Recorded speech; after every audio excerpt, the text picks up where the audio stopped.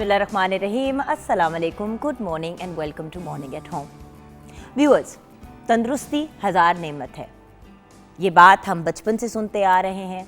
बचपन से माँ बाप हमें ये कह रहे हैं, अब हम अपने बच्चों को कहते हैं, अपने घर के बड़ों को याद दिलाते हैं जब वो अपनी सेहत का ख्याल नहीं रखते।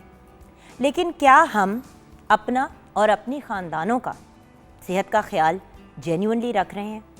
ये कहना तो बड़ा आसान है कि तंदुरुस्ती हज़ार नेमत है, हमें अपनी तंदुरुस्ती का ख्याल रखना चाहिए और एक तंदुरुस्त और हेल्दी इंसान जो है वो बड़े भरपूर अंदाज से अपनी ज़िंदगी को जी लेता है। ये सारी बातें मॉर्निंग एट होम में भी हज़ार दफ़ा कही हैं और एज अ मैसेज आपको क्रॉस की हैं। लेकिन आज भी इवन दो फाइनेंशियल हालात भी लोगों के टाइट हुए हुए हैं, अखराजात लोगों के बढ़े हुए हैं, लेकिन लोगों ने सेहतमंद खाने की तरफ अपना रुझान वापस नहीं किया। अब हेल्दी चीज़ें या जो हमारी सेहत के लिए अच्छी चीज़ें होती हैं वो होती क्या हैं? फल हो गए, सब्जियां हो गई, अच्छा साफ़ सुथरा कम फैट के कंटेंट वाला प्रोटीन हो गया, जिसमें मुर्गी, गोश्त, मटन, फ़िश, पनीर, इस किस्म की चीज़ें शामिल हैं। हम करते क्या हैं कि ईज़ी वे आउट के लिए हम अक्सर मार्केट से जाके डब्बों से के खाने उठा के ले आते हैं। आपको भी पता है कि बहुत सी चीज़ें मार्केट में अवेलेबल हैं, बहुत सी ब्रांड्स ने अपनी फ्रोज़न चीज़ें बनाई हैं जिनको आप जाके ले सकते हैं। देखिए, वंस इन अ वाइल की यूज़ के लिए या अगर घर में पार्टी है, गेट टुगेदर है, कोई चाय है, कोई मौका है, टाइम नहीं है, तो उनको यूटिलाइज़ करना तो फिर भी समझ आती है। लेकिन टू बी वेरी ऑनेस्ट, बहुत से ममालिक ऐसे हैं जहाँ पे लोग फ्रोज़न चीज़ों की जगह अपने घर में पहले ही चीज़ों को रेडी कर लेते हैं और उनको फ्रीज़ करके रख देते हैं और वो चीज़ फिर भी कदरें सेहत के लिए बेहतर होती है। इसके अलावा बच्चों को स्कूल से पिक किया, अच्छा टाइम नहीं है, चलो रोड के साइड से शवरमे उठा लिए, या किसी फ़ास्ट फूड की बड़ी चेन से जाके कोई डील चल रही है तो 3-4 बच्चों के लिए कोई डील उठा ली और उनको वो खिला दिया। देखिए व्यूअर्स, फ़ास्ट फूड में कोई ख़ास तवानाई नहीं होती। फ़ास्ट फूड का मतलब है वो खाना जो बहुत जल्दी बन जाता है, बड़ी स्पीड से बन जाता है और जिसमें तवानाई के ऊपर कोई ख़ास तवज्जो नहीं दी जाती। अब अगर आप देखें तो बहुत से फ़ास्ट फूड चेन्स ने सैलड्स का भी सिस्टम शुरू कर दिया है और काफ़ी अरसे से किया हुआ है, लेकिन उनके आप अगर देखें तो सैलड्स कम ही लोग ख़रीदते हैं। ज़्यादातर लोगों की कोशिश यही होती है कि भी बर्गर ले लें, फ्राइड चिकन ले लें, पिज़्ज़ाज़ ले लें और इस किस्म की चीज़ों के अंदर अपने पैसे खर्च करें। तो सबसे पहली बात तो ये है कि जो चीज़ घर पे बनती है उसकी क्वालिटी को भी आप मैनेज कर सकते हैं, उसकी क्वांटिटी यानी मिकदार को भी आप मैनेज कर सकते हैं। थोड़े से पैसे और डाल के आप पूरे घर, पूरी फैमिली के लिए खाना तैयार कर सकते हैं, आपको सस्ता पड़ता है। दूसरी बात, न्यूट्रिशनल वैल्यू घर पे बने हुए खाने की बहुत बेहतर और बहुत हाई होती है। जैसे कि अगर आपने फॉर एग्ज़ाम्पल दाल चावल बनाने हैं तो दाल के अंदर ही आपने कुछ सब्जियां ऐड कर दी तो वो ज़रा हेल्दियर ऑप्शन हो गया। दाल में इन इटसेल्फ भी प्रोटीन होती है। साथ में जो आपने चावल बनाए उसको बेशक आपने यखनी के अंदर कुक कर लिया, उसके अंदर मुर्गी भी डाल दी तो वो एक पुलाव बन गया चिकन का, उसके साथ आपने दाल का इस्तेमाल कर लिया। देखिए, जितनी अच्छी और खालिस खुराक आप अपने सिस्टम में, अपने बच्चों के सिस्टम में डालेंगे, उतनी ही सेहतमंद और भरपूर अंदाज में वो अपनी ज़िंदगी को आगे जाके जी पाएंगे। फल और सब्ज़ी की तरफ तो अब लोगों का कोई रुझान ही नहीं रहा। टू बी वेरी ऑनेस्ट, गर्मियों में हर बंदा आम के पीछे भागता है और सर्दियों में या जो ज़रा कूलर सीज़न होता है, जब उसमें किन्नू आ जाते हैं, स्ट्रॉबेरीज आ जाती हैं, इस किस्म के फल आ जाते हैं, तो उस पर कोई ख़ास लोग तवज्जो नहीं देते। ज़्यादा से ज़्यादा मैंने लोगों को देखा है कि वो केला खा लेते हैं। देखिए, केला एक बहुत अच्छा फल है, पोटेशियम से भरा हुआ है, आपको बहुत सी तवानाई देता है। लेकिन फल अगर एक ही किस्म का अल्लाह ताला ने बनाना था तो वो फिर एक ही बनाते। रब ताला ने मुख्तलिफ फल बनाए हैं जो मुख्तलिफ सीज़न में आपको मुख्तलिफ किस्म की जो है वो बेनिफिट्स देते हैं। मल्टीविटामिन्स मिलती हैं आपको, उसके साथ साथ आपको मिनरल्स मिलते हैं, माइक्रो न्यूट्रिएंट्स आपको मिलते हैं। सो व्यूअर्स, थोड़ा सा इस चीज़ की तरफ वापस आएँ। छोटे होते थे, मुझे याद है कि हम इधर उधर भाग खेल कूद रहे होते थे, भूख लगती थी तो अम्मी जो है वो मतलब फ्रूट चाट दे देती थी या फल का एक पीस सेब पकड़ा देती कि जाओ सेब खा लो। अब सिर्फ फल once in a blue moon खाया जाता है और अगर कोई फल सीजनल हुआ हो तो उसकी एक्साइटमेंट में लोग एक दो दफ़ा उसे खा लेते हैं। सर्दियों में किन्नू का इस्तेमाल ज़्यादा करना चाहिए क्योंकि उसके अंदर विटामिन सी होती है। गर्मियों के अंदर जो जो फल अवेलेबल हैं सीज़न में उनका इस्तेमाल करें। ऑटम में, स्प्रिंग में ये सारी चीज़ें हमें बेनिफिट्स देती हैं।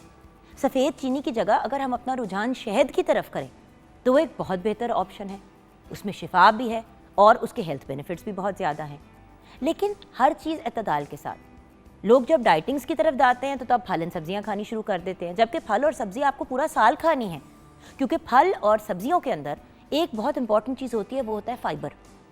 वो फाइबर जो है वो एक भुस की तरह होता है जो आपके पेट में जाके आपके निज़ाम हज़्म को ठीक करता है, आपकी डाइजेशन को ठीक करता है। अब दही, फ्रेश दही जो घर में आपने जो घर की बना हुआ दही होता है, जो डब्बे का दही नहीं होता, उसमें प्रोबायोटिक्स बहुत होते हैं। अब आपको भी पता है व्यूअर्स, दही जमाना कौन सा मुश्किल काम है। एक दफ़ा आपने दही जमा दी, उसके बाद उसी दही से आप बाकी जो है वो दही जमाते चले जाते हैं उसी कल्चर के साथ, और डेली आपके घर में एक प्रॉपर बोल जो है वो दही का जमाया जा सकता है। एक मिट्टी का बर्तन ही लेना है और क्या करना है। मैं तो ऐसे लोगों को भी जानती हूँ कि वो अपने घर में दही जमाते हैं और इतनी मज़े की उनके घर का दही होता है कि वो, क्योंकि वो फ्रेश गाय के दूध का बनाते हैं उसको, और ऑब्वियसली घर का बना हुआ होता है, साफ़ सुथरा भी होता है, नीट एंड क्लीन भी होता है, वो फिर बना के लोगों के घर भी भेजते हैं। बल्कि लोगों ने बिजनेसेस भी स्टार्ट किए हुए हैं जहाँ पे फ्रेश देसी घी, फ्रेश मक्खन, दही, इस किस्म की चीज़ें वो अपने घर में बनाते हैं। कोलू का मतलब तेल जो होता है सरसों का, बहुत से लोग बेचते हैं। जितना ज़्यादा व्यूअर्स नेचुरल एंड ऑर्गेनिक की तरफ जाएंगे उतना ही ज़्यादा आपकी सेहत बेहतर होगी। हम हर तरह से अपने सिस्टम में केमिकल्स डालते हैं, व्यूअर्स खुद हिसाब लगाएं। खाने पीने में हम केमिकल्स खाते हैं, स्किन जो चीज़ों को अब्जॉर्ब करती है, उनको जज्ब करती है, उसके ऊपर हम प्रोडक्ट्स ऐसे लगाते हैं जिसके अंदर केमिकल्स होते हैं। हम अपने बाल धोते हैं तो उसके अंदर भी केमिकल्स होते हैं। तो हमारे तो हर चीज़ के इस्तेमाल के अंदर जो है वो केमिकल है या कोई ना कोई टॉक्सिन्स हैं या ऐसे पार्टिकल्स हैं जो हमारी सेहत के लिए नुकसानदेह होते हैं। एंड देन व्यूअर्स, पानी पूरा साल पीना है, सिर्फ गर्मियों में नहीं पीना। पानी तो एक ऐसी अमेजिंग चीज़ है जो आपके लिए एक एलिक्सर ऑफ लाइफ है। आपको यंग भी रखती है, आपकी हेल्थ को भी ठीक रखती है, आपके डाइजेस्टिव सिस्टम को ठीक करती है। सो पानी, नींद को पूरा करना और उसके साथ साथ अच्छी खुराक का इस्तेमाल हमें एक बहुत पॉजिटिव ज़िंदगी की तरफ लेके जाएगा, और फिर आपकी ज़िंदगी का मयार भी अच्छा होगा और क्वांटिटी भी आपकी लाइफ की बढ़ जाएगी। यानी कि आपका, अगर आपने एक अनहेल्दी लाइफस्टाइल की साथ 60-70 साल की उम्र तक जीना था, तो एक सेहतमंद लाइफस्टाइल के साथ आप 80-90 साल की भी उम्र तक जी सकते हैं, 100 साल भी जी सकते हैं। बट अगेन, चीज़ों को प्रॉपर तरीके से मैनेज करना। छोटे होते हैं बच्चे, उनको हम अंडे खिलाते हैं। जब हम एक सर्टेन एज के हो जाते हैं, 15-16 साल के, ना वो खाना चाहते हैं ना हम उनको खिलाते हैं। नाश्ते बच्चे खाना ही छोड़ देते हैं। भाई नाश्ता तो बड़े छोटे हर एज ग्रुप को खाना चाहिए। अब ट्रेंड चल रहा है इंटरमिटेंट फास्टिंग का, तो हर बंदा जो है वो आधे से ज़्यादा दिन जो है अपने आप को भूखा रखता है। वो बंदा भी अपने आप को भूखा रखता है जो डायबिटिक है, वो बंदा भी अपने आप को भूखा रख रहा है जो बंदा किसी हार्ट की प्रॉब्लम में मुब्तला है, वो बंदा भी अपने आप को भूखा रख रहा है कि भी हमने अपना वेट कम करना है, जिसको कोई सीरियस मेडिकल कंडीशन है। सो अगर किसी डाइट या डाइट प्लान की तरफ भी व्यूअर्स जाना है तो सोच समझ के और डॉक्टर से रुजू करके। आजकल लोग बीमारियों से इतने बीमार नहीं हो रहे जितनी इस गलत किस्म की डाइटिंग और ऊट पटांग किस्म के डाइट प्लान्स और वियर्ड किस्म की गोलियां खा के अपने वजन कम करने के लिए अपने आप को इंजेक्शन लगा के लोग कर रहे हैं। सो मेरी रिक्वेस्ट है व्यूअर्स कि अव्वल तो कोई मेडिसिन या कोई ऐसी चीज़ आपने नहीं लेनी जब तक आप डॉक्टर से रुजू ना करें और प्रॉपर मुस्तनिद डॉक्टर आपको प्रिस्क्राइब ना करे। पहली तो ये बात है। दूसरी बात, डाइटिंग और इस नॉनसेंस से निकल के अपने हाई लाइफस्टाइल को बेहतर करें, यानी कि अपने जीने के मयार को बेहतर करें, अच्छी चीज़ें खा पी के। बहुत से लोग कहते हैं हम अफोर्ड नहीं करते, मैं समझ सकती हूँ, हालात बहुत टाइट है, लोग बहुत टफ टाइम से गुजर रहे हैं व्यूअर्स, लेकिन सोचने की बात है, आज अगर अपनी सेहत में थोड़े से पैसे खर्च करके फल, सब्जियाँ, हेल्दी चीज़ें डालेंगे तो कल को किसी बहुत बड़ी और शायद जानलेवा बीमारी से अपने आप को बचा लें। व्यूअर्स, हमारा पेट जो है ना, वो बीमारियों का गढ़ भी बन सकता है और आपको सेहत प्रोवाइड करने का एक एलिक्सर भी बन सकता है। ये अब हमारे पे डिपेंड करता है कि हम उसके अंदर क्या डालते हैं और उसका क्या रिजल्ट निकलता है और फिर हमारी सेहत किस डायरेक्शन में जाती है। सो आज का पैगाम, तंदुरुस्ती हज़ार नेमत है और जिस्म का हर हिस्सा अल्लाह ताला ने बड़ा सोच समझ के बनाया है। सो अपने जिस्म के हर हिस्से को हमने प्रोटेक्ट करना है, जिसमें हमारे बाल, हमारी आंखें, हमारे दांत, हमारे कान, हमारी हाथ पैर, एक एक हिस्सा, हमारे ऑर्गन्स, ये सब मैटर करते हैं। तो किचन की तरफ बढ़ते हैं। बात हो रही है तंदुरुस्ती की और तंदुरुस्ती को मैंने कनेक्ट किया है खाने के साथ। तो शेफ़ तैयबा अल्ताफ़ हमारे साथ हैं। अस्सलाम वालेकुम। वालेकुम सलाम, कैसे हैं जुगन आप? बिल्कुल ठीक ठाक तैयबा जी। आज बात हो रही है सेहत की। बिल्कुल। मैं उस पर ये कहना चाहूँगी जुगन कि देखें, हमें थोड़ी सी मेहनत, मुझे पता है मेरी माएँ बहनें और अक्सर मेरे भाई जो किचन में काम करते हैं वो बहुत मेहनत करते हैं बच्चों के लिए भी, अपनी फैमिली के लिए, लेकिन कुछ हमें उसमें और चीज़ें ऐड करनी चाहिए। जैसे अभी आप योगर्ट की बात कर रही थी, दही की, तो हम फ्लेवर्ड योगर्ट घर पे बनाएं। उससे ये होगा कि हमारे फ्रूट्स भी ऐड हो जाएंगे बीच में, उसकी प्यूरी, और वो टेस्ट भी डेवलप हो जाएगा। और जो बच्चे नहीं खा रहे, कोई फ्रूट नहीं खा रहे, तो आप वो उसको दही में ऐड करके दें तो वो फ्लेवर्ड योगर्ट भी हो जाएगा। और मेहनत अच्छी बात की। अब देखिए ना, जैसे कि दही है, स्ट्रॉबेरी योगर्ट लोग अक्सर जाके मार्केट से खरीदते हैं, उसके अंदर बेसिकली आर्टिफिशियल फ्लेवरिंग होती है, असल फल तो उसमें बहुत कम होता है, और जो जिन ब्रांड्स में असल फल होता है वो महंगी इतनी होती है कि अफोर्डेबल नहीं होती। उसी तरह जिस तरह जूस जाके डब्बे का ले लेते हैं, देखिए डब्बे के जूस में निरा चीनी और पानी होता है और रंग होता है, और फ्लेवरिंग उन्होंने डाली होती है, आर्टिफिशियल फ्लेवरिंग, अगेन केमिकल आप अपने सिस्टम में डाल रहे हैं। सो अगर आपने फ्रूट का जूस पीना ही है तो उसको ब्लेंड करके पिए, ना कि उसको जूसर से गुजारें ताकि फाइबर जाए। आपने फ्रूट योगर्ट की बात की, केले को मैश करके योगर्ट के अंदर मिक्स करना कितना मुश्किल काम है। बनाना योगर्ट आपका बन गया। स्ट्रॉबेरी और बनाना को आपने ब्लेंडर में डाल के ब्लेंड कर लिया और उसी की प्यूरी आपने दही के अंदर डाल दी, और बाय द वे आप उसको एक साथ भी जमा सकते हैं। नीचे आपने इसको प्यूरी को डाला, ऊपर से आपने जो दूध है उसको डाल दिया और उसको आपने फिर सेटल होने के लिए रख दिया। इवन कि आप डिज़र्ट्स देखें, जब हम डिज़र्ट्स बनाते हैं हम क्या करते हैं, मार्केट से डिफरेंट सिरप्स लेके आ जाते हैं। आप उसकी जगह प्यूरी यूज़ करें, फ्रेश प्यूरी बनाएं फ्रूट्स की, देखें वो कितना हेल्दी ऑप्शन है आपके लिए। देखिए तैयबा जी, वही वाली बात है ना, एहसास इंसान को तब होता है इन चीज़ों का। अब मैंने भी बड़ी स्टूपिड डाइट्स और अजीबोगरीब चीज़ें की हैं over the years, and honestly अंदर से आपका मैदा उड़ जाता है, हड्डियाँ आपकी रह जाती हैं, यंग एज पे आपकी एक्स एंड पेन्स शुरू हो जाती हैं। सो व्यूअर्स प्लीज़ आपसे रिक्वेस्ट है, जो चीज़ें जैसे कि तैयबा जी ने सजेस्ट की, कुछ बातें मैंने कहीं, हम और भी आज बातें करेंगे इससे रिलेटेड।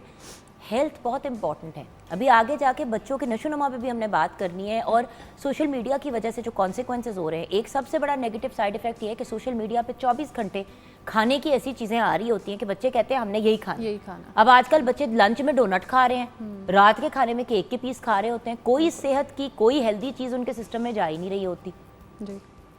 कुछ बच्चे ऐसे भी हैं जो सारा दिन खाते ही सिर्फ मीठा है, वो कहते हैं जी नमक नमकीन चीज़ हमारा बच्चा नहीं खाता।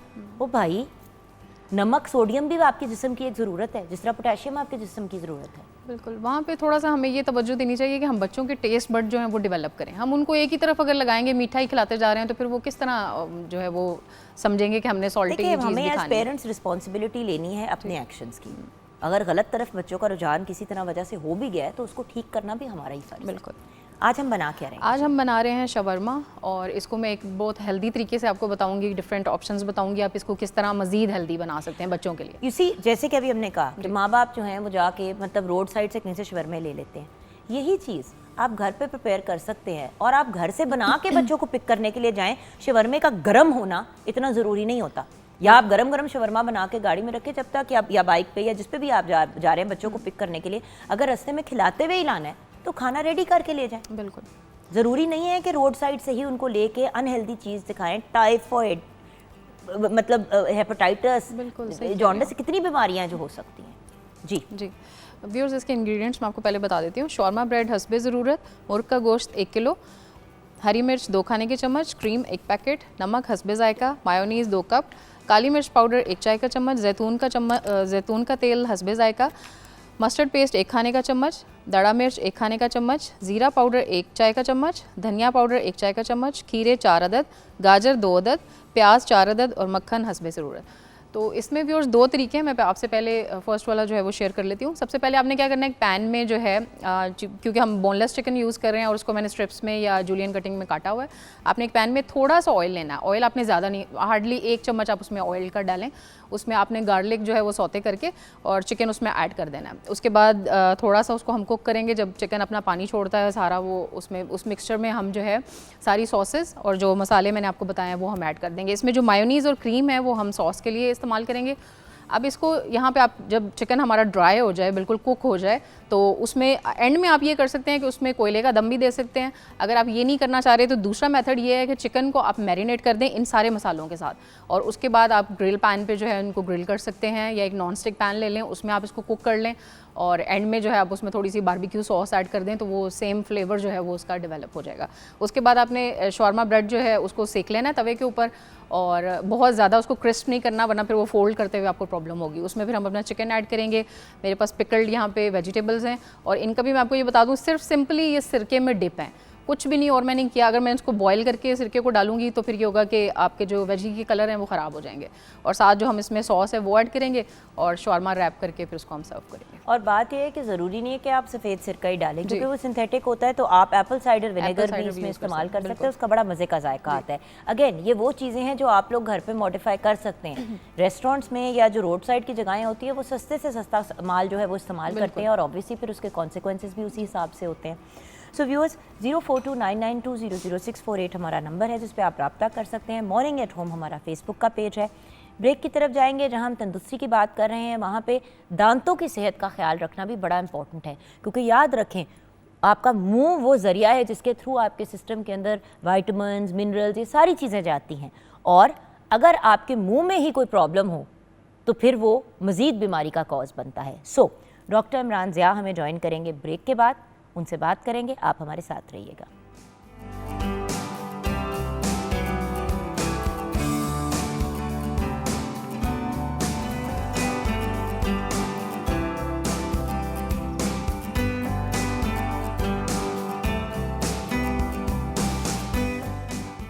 Welcome back from the break viewers. Doctor Imran Zia ने हमें ज्वाइन किया है। आप डेंटल सर्जन हैं एंड स्पेशलिस्ट हैं इन डेंटल इम्प्लांट। अस्सलाम वालेकुम डॉक्टर साहब। वालेकुम सलाम।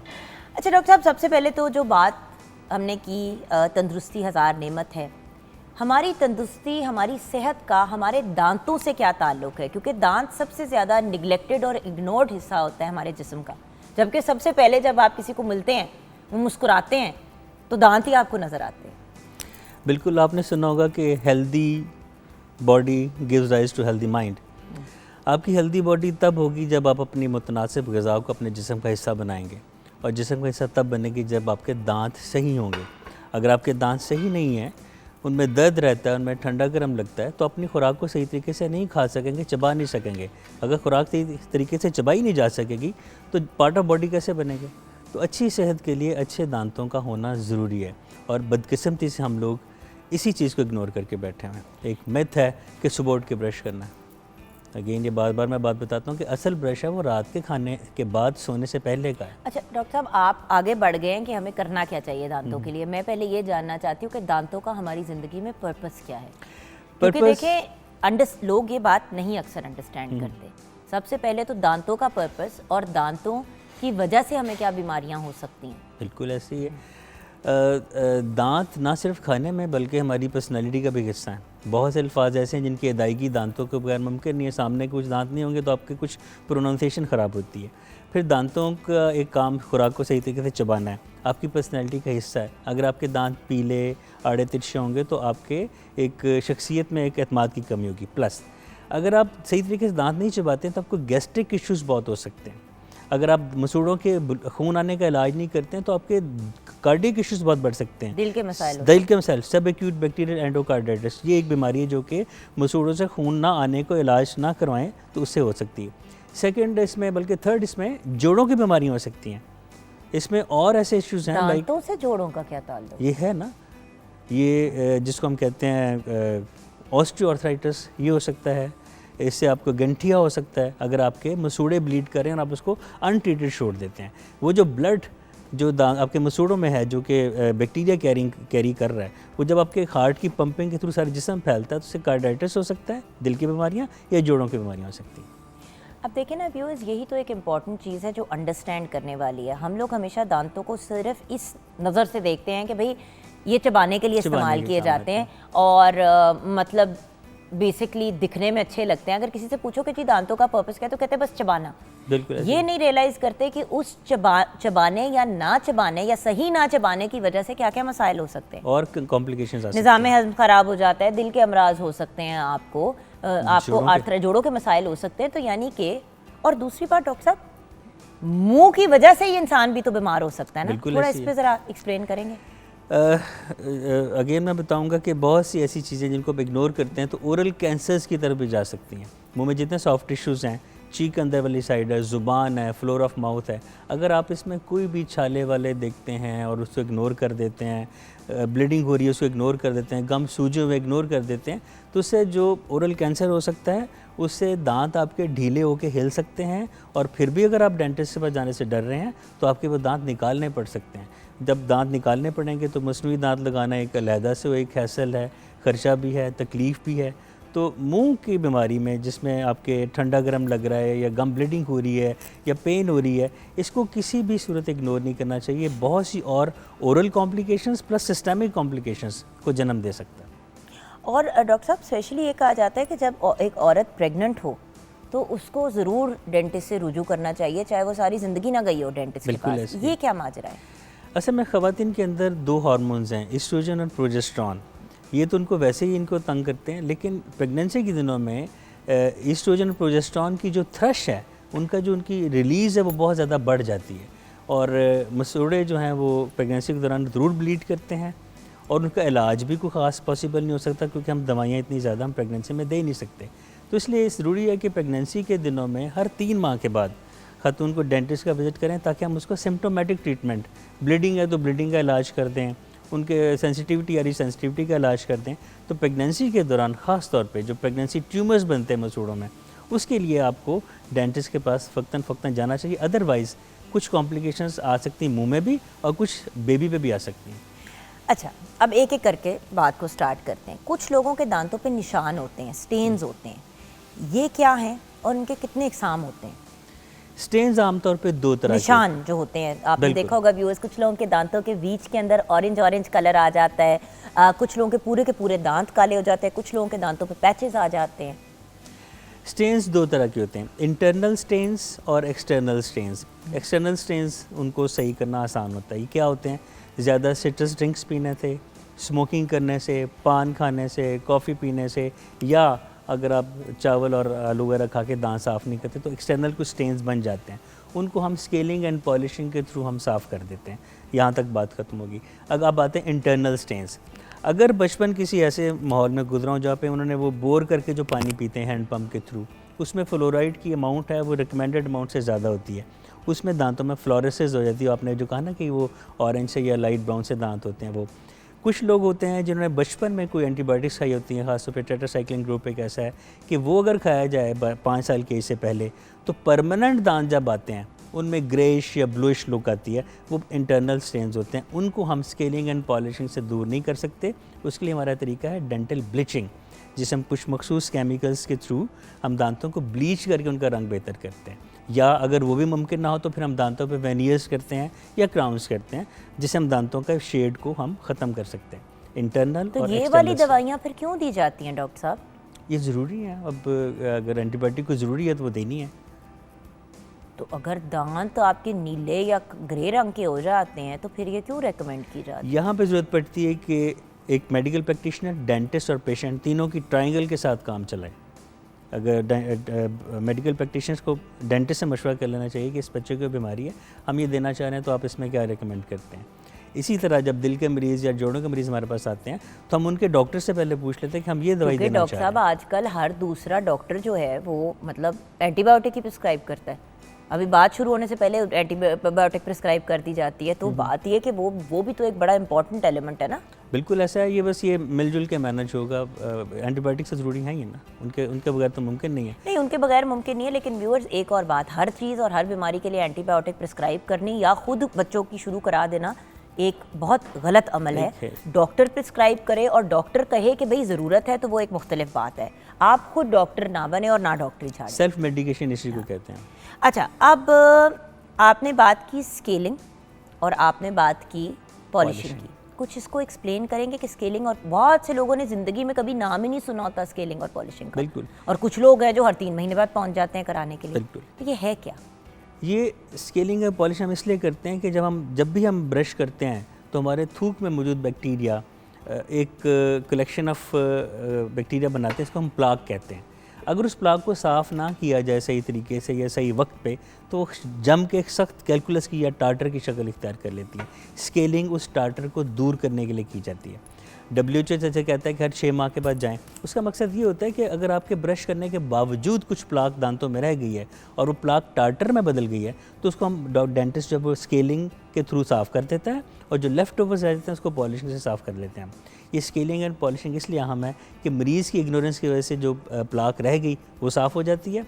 पॉलिशिंग से दांत स्मूथ हो जाते हैं, फिर प्लाक जमने में टाइम लगता है।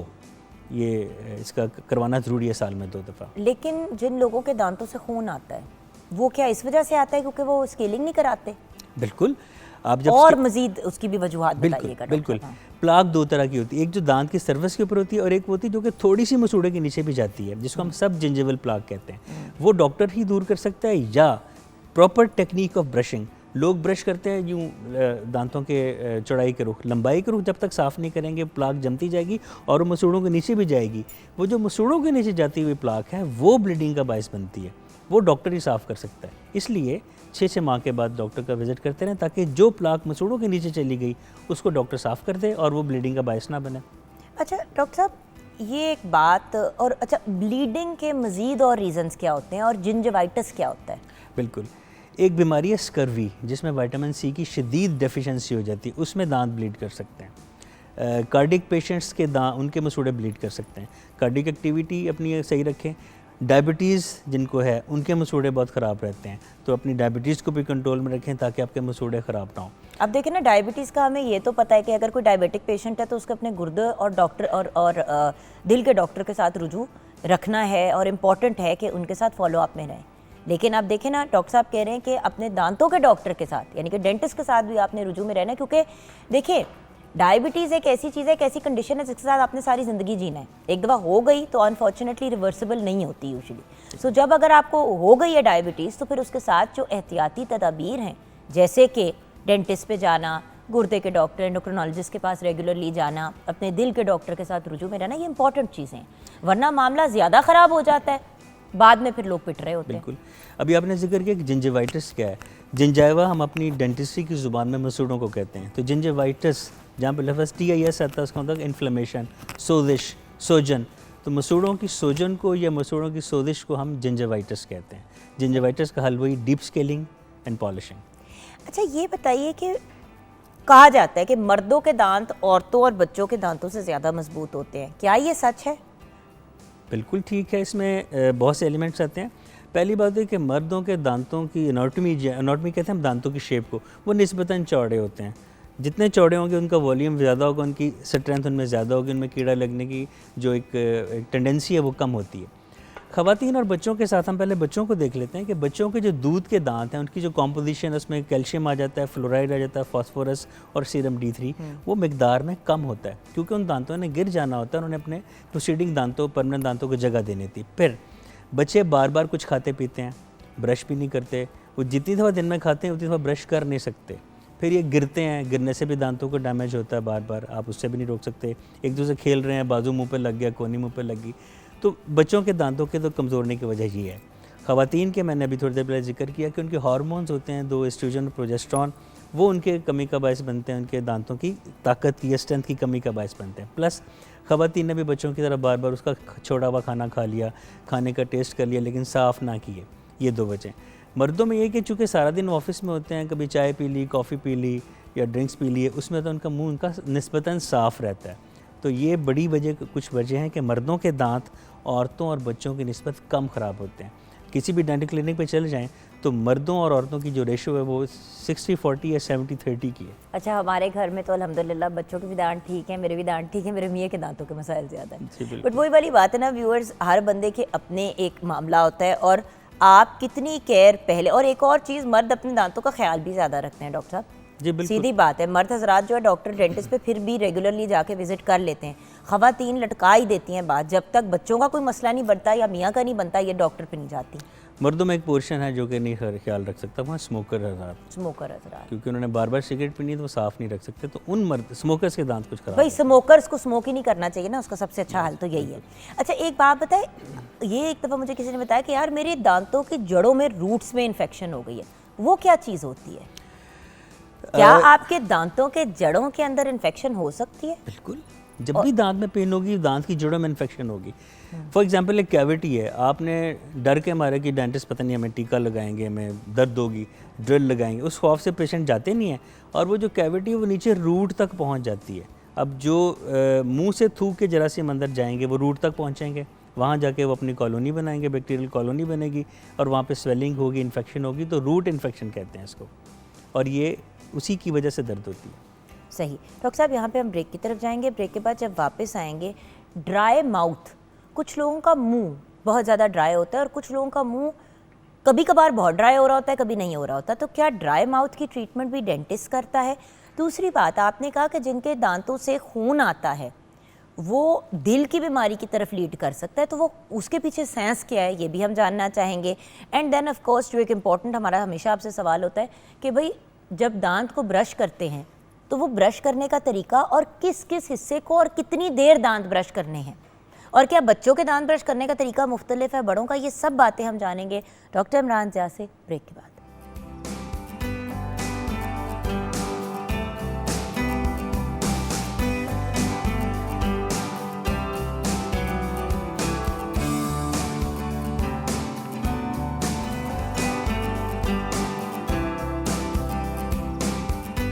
Welcome back from the break viewers. हम बात कर रहे हैं तंदुरुस्ती की, सेहत की, उधर से हम बात को लेके गए टूवर्ड्स दांतों की सेहत। देखिए व्यूअर्स, ये गेटवे है, ये दरवाज़ा है आपके जिस्म का। नाक हो गई, मुंह हो गया, कान हो गए, लेकिन सबसे इम्पॉर्टेंट चीज़ ये है कि मुंह वो वाहिद हिस्सा है जिसके थ्रू आपने खाना भी है, पीना भी है, कुछ लोग मुंह से सांस भी लेते हैं, तो सबसे ज़्यादा जिस ओरिफिस का इस्तेमाल है वो हमारे मुंह का है। अगर हम इसी का ख्याल नहीं रखेंगे और अपने मुंह को ही इग्नोर करेंगे, सोचने की बात है दांतों में कीड़े लगे हुए हैं, कैविटीज़ लगी हुई हैं, मुंह के अंदर आपकी इन्फेक्शन चल रही है, तो नेचुरल बात है कि मुंह के थ्रू आपके अंदर भी जाएगी। ज़ुकाम खांसी कैसे लगती है? एयर पार्टिकल्स के अंदर वो बीमारी होती है, वो आप सांस लेते हैं तो आपके अंदर चली जाती है। यानी कि मुंह और नाक, इन एरियाज़ का ख़ास ख्याल रखना बहुत इंपॉर्टेंट है। और प्लीज़ डेंटल हेल्थ का ख्याल रखें, क्योंकि इससे बहुत सीरियस जानलेवा बीमारियां भी हो सकती हैं। राइट डॉक्टर साहब? बिल्कुल ऐसे ही है। तो डॉक्टर साहब अब आ जाते हैं ड्राई माउथ की तरफ। जो मुंह बहुत ज़्यादा लोगों का सूखता है या ड्राई हो जाता है या बोलते बोलते, ये क्या डेंटल प्रॉब्लम है, ये कोई और प्रॉब्लम है, ये क्या है? बिल्कुल डेंटल प्रॉब्लम है। अल्लाह ताला ने हमारे मुंह के अंदर कुछ जगहों पे थूक पैदा करने के लिए गदूद रखे हुए हैं। जब वो किस वजह से थूक पैदा नहीं करते तो मुंह खुश्क होता है। मुंह के खुश्क होने को हम दो नाम देते हैं, एक तो है ज़ीरोस्टोमिया, एक है हेलिटोसिस। इसमें इन दोनों की अलामत यह है कि मुंह से सबसे पहले तो बात करते पेशेंट के मुंह से स्मेल बहुत आती है। वजह वही है कि आपके सलाइवा बन नहीं रहा। अब सलाइवा क्यों नहीं बनता? डायबिटीज़ एक ऐसी बीमारी है जिसमें अक्सर मुंह खुश्क रहता है, क्योंकि डायबिटिक पेशेंट को बहुत यूरिनेशन होती है, उनको पेशाब बार बार आता है, उनके जिस्म से पानी की कमी होती है, डिहाइड्रेट होते हैं, उनका मुंह खुश्क हो जाता है। सेकंड, कार्डिक पेशेंट के मुंह को भी हमने नोट किया है क्लिनिकली कि उनका मुंह खुश्क रहता है। इस तरह कुछ बीमारियां ऐसी हैं कि उनकी दी गई दवाइयों के साइड इफ़ेक्ट में मुंह का खुश्क होना। सूख जाता है। फिर कुछ लोग जो टीचर्स हैं या जिनको बोलना बहुत पड़ता है, उनका मुंह में भी सलाइवा कम हो जाता है। तो ड्राई माउथ बहुत सी और ओरल डिजीज़ को लीड कर सकता है। लेकिन डॉक्टर साहब हर बंदा कहता है पानी ज़्यादा पिएं। अब कितना को बंदा पानी पी ले? 3 लीटर पी लेता है, 4 लीटर पी लेगा। अब मतलब आप पानी के टब में तो नहीं बैठ सकते ना मुंह में पानी डाल के। नहीं, इसका मतलब ये कतई नहीं कि आप 4 लीटर एकदम से पिएं। अपने साथ बॉटल या कोई ग्लास रखें, कंटेनर रखें, उसमें फ्लास्क रखें, उसमें हर थोड़ी देर बाद 1-2 सिप पी लिए, जैसे कि भी ये है। ऐसा सिप ब सिप आप लेते जाएं, आपको ज़रूरत नहीं कि आप इकट्ठा ही आप पानी पिएं, क्योंकि उसका तो फिर आपके लिए काम करना मुश्किल हो जाएगा। अच्छा, असल में लोग कंज्यूम भी पानी ऐसे करते हैं ना, सुबह उठ के जी हम 1 लीटर पानी हर रोज़ सुबह उठ के पीते हैं, वेरी गुड जी। फिर खाने के टाइम पे पानी पी लिया और रात को पी लिया, बाकी सारा दिन पानी को हाथ नहीं लगाया, सिर्फ चाय कॉफ़ी पीते रहे। एकदम से घटाघट पानी पीना आपके स्टमक के जो एसिडिक उसकी जो एबिलिटी जिसने खाना हजम करना है, आप उस पीएच को डिस्टर्ब करते हैं एकदम से ज़्यादा पानी पी के। तो आप सिप बाय सिप पीते रहें ताकि आपका डिहाइड्रेशन ना हो, आपका मुंह भी खुश्क ना हो और आपके जो स्टमक की एक्टिविटी उस पर भी असर ना पड़े। अच्छा डॉक्टर साहब, दांत कब ब्रश करने चाहिए और किस तरीके से करने चाहिए, और मुंह का कौन कौन सा हिस्सा साफ करना चाहिए? बिल्कुल, इस पर पहले हम जो आपने हेलिटोसिस की बात की, बदबू की, कभी कभी लोगों के मुंह से बदबू आ रही होती है खाने की, या वो जो एक होता है ना कि आपने दांत नहीं ब्रश किए हुए, एक वो वाली भी स्मेल होती है बड़ी। बिल्कुल ऐसे ही है। पेशेंट में बता रहा होता है मैं उसकी इतनी स्मेल आ रही होती है। इसमें सबसे पहले तो आ जाएगा ब्रशिंग ड्यूरेशन। आप नोट कीजिए कि यूजुअली, बल्कि हमने नोट किया कि यूजुअली लोग 15 से 20 सेकंड ब्रश करते हैं। ये मुनासिब, ये वक्त काफ़ी नहीं है।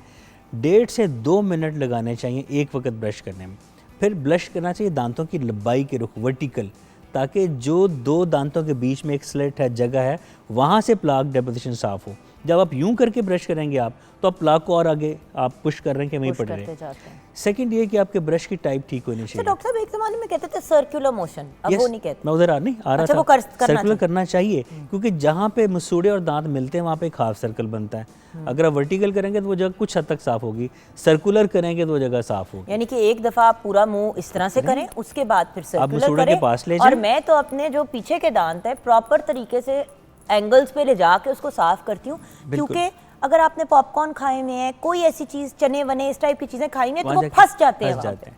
उसका तरीका एक ब्रश को पीछे लेके आप ब्रश के हैंडल को आप रोटेट करते जाएं, वो खुद ही करते जाएं। अब तो इलेक्ट्रॉनिक ब्रश आ गए, अब तो वो एक जेट फ्लो आ गया, जेट वॉश आ गया, बड़ी जिद्दतें आ गई, आप उनसे फ़ायदा उठाएं। प्लस भाई डॉक्टर साहब, हम तो इस वक्त लोगों को दांत ब्रश करने की कोशिश करा रहे हैं, आप जिद्दतों की तरफ जा रहे हैं। हम तो कह रहे हैं दांत ब्रश कर लो, दो बारी कर लो, और मेहरबानी से, मतलब पता है, डिओड्रेंट और दांत साफ करना ये बड़ी ही इंपॉर्टेंट चीज़ें हैं। बिल्कुल ऐसे। और हमारे यहाँ पता नहीं क्यों लोगों को समझ नहीं आती। मुझे उस दिन एक खातून थी, हम शूट पे थे, तो लोग ना उसको अवॉइड कर रहे थे, तो मैंने कहा वो बेचारी क्यों रहता बैठी हुई है, कहते उसको उधर से बैठाया, उससे स्मेल बहुत आ रही है। हम शूट पे थे, मैंने कहा यार तुम लोग कितने बदतमीज़ हो के उसको परे किया हुआ है, उसको बता, उससे कोई बात करे, हम उसको किस तरह बताएं। खैर मैं उस बच्ची को बड़ी प्यार से लेके गई, मैंने कहा बेटे देखो, अगर बॉडी से इंसान की स्मेल आती है ना, तो फिर जिन लोगों ने साथ काम करना होता है, अब आपको पता है कमरे छोटे होते हैं, मतलब अगर हम कहीं पे बैठे हुए हैं आर्टिस्ट सारे वटेवर, मैं कहा बेटे जब एक बंदे से स्मेल आती है ना, तो सारे लोग डिस्टर्ब होते हैं।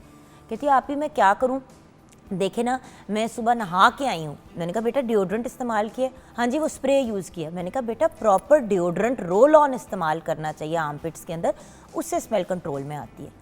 कितनी अच्छा। मैंने कहा और ये ही आपने सूट जो है ये 2 दिन पहले आपने पहना था सेट के ऊपर शूट पे, और सारा दिन हमने ये पहना हुआ था, अब यही अगले सीन में पहनना है, तो ये आप वॉश करके लाए हो? नहीं आप ही।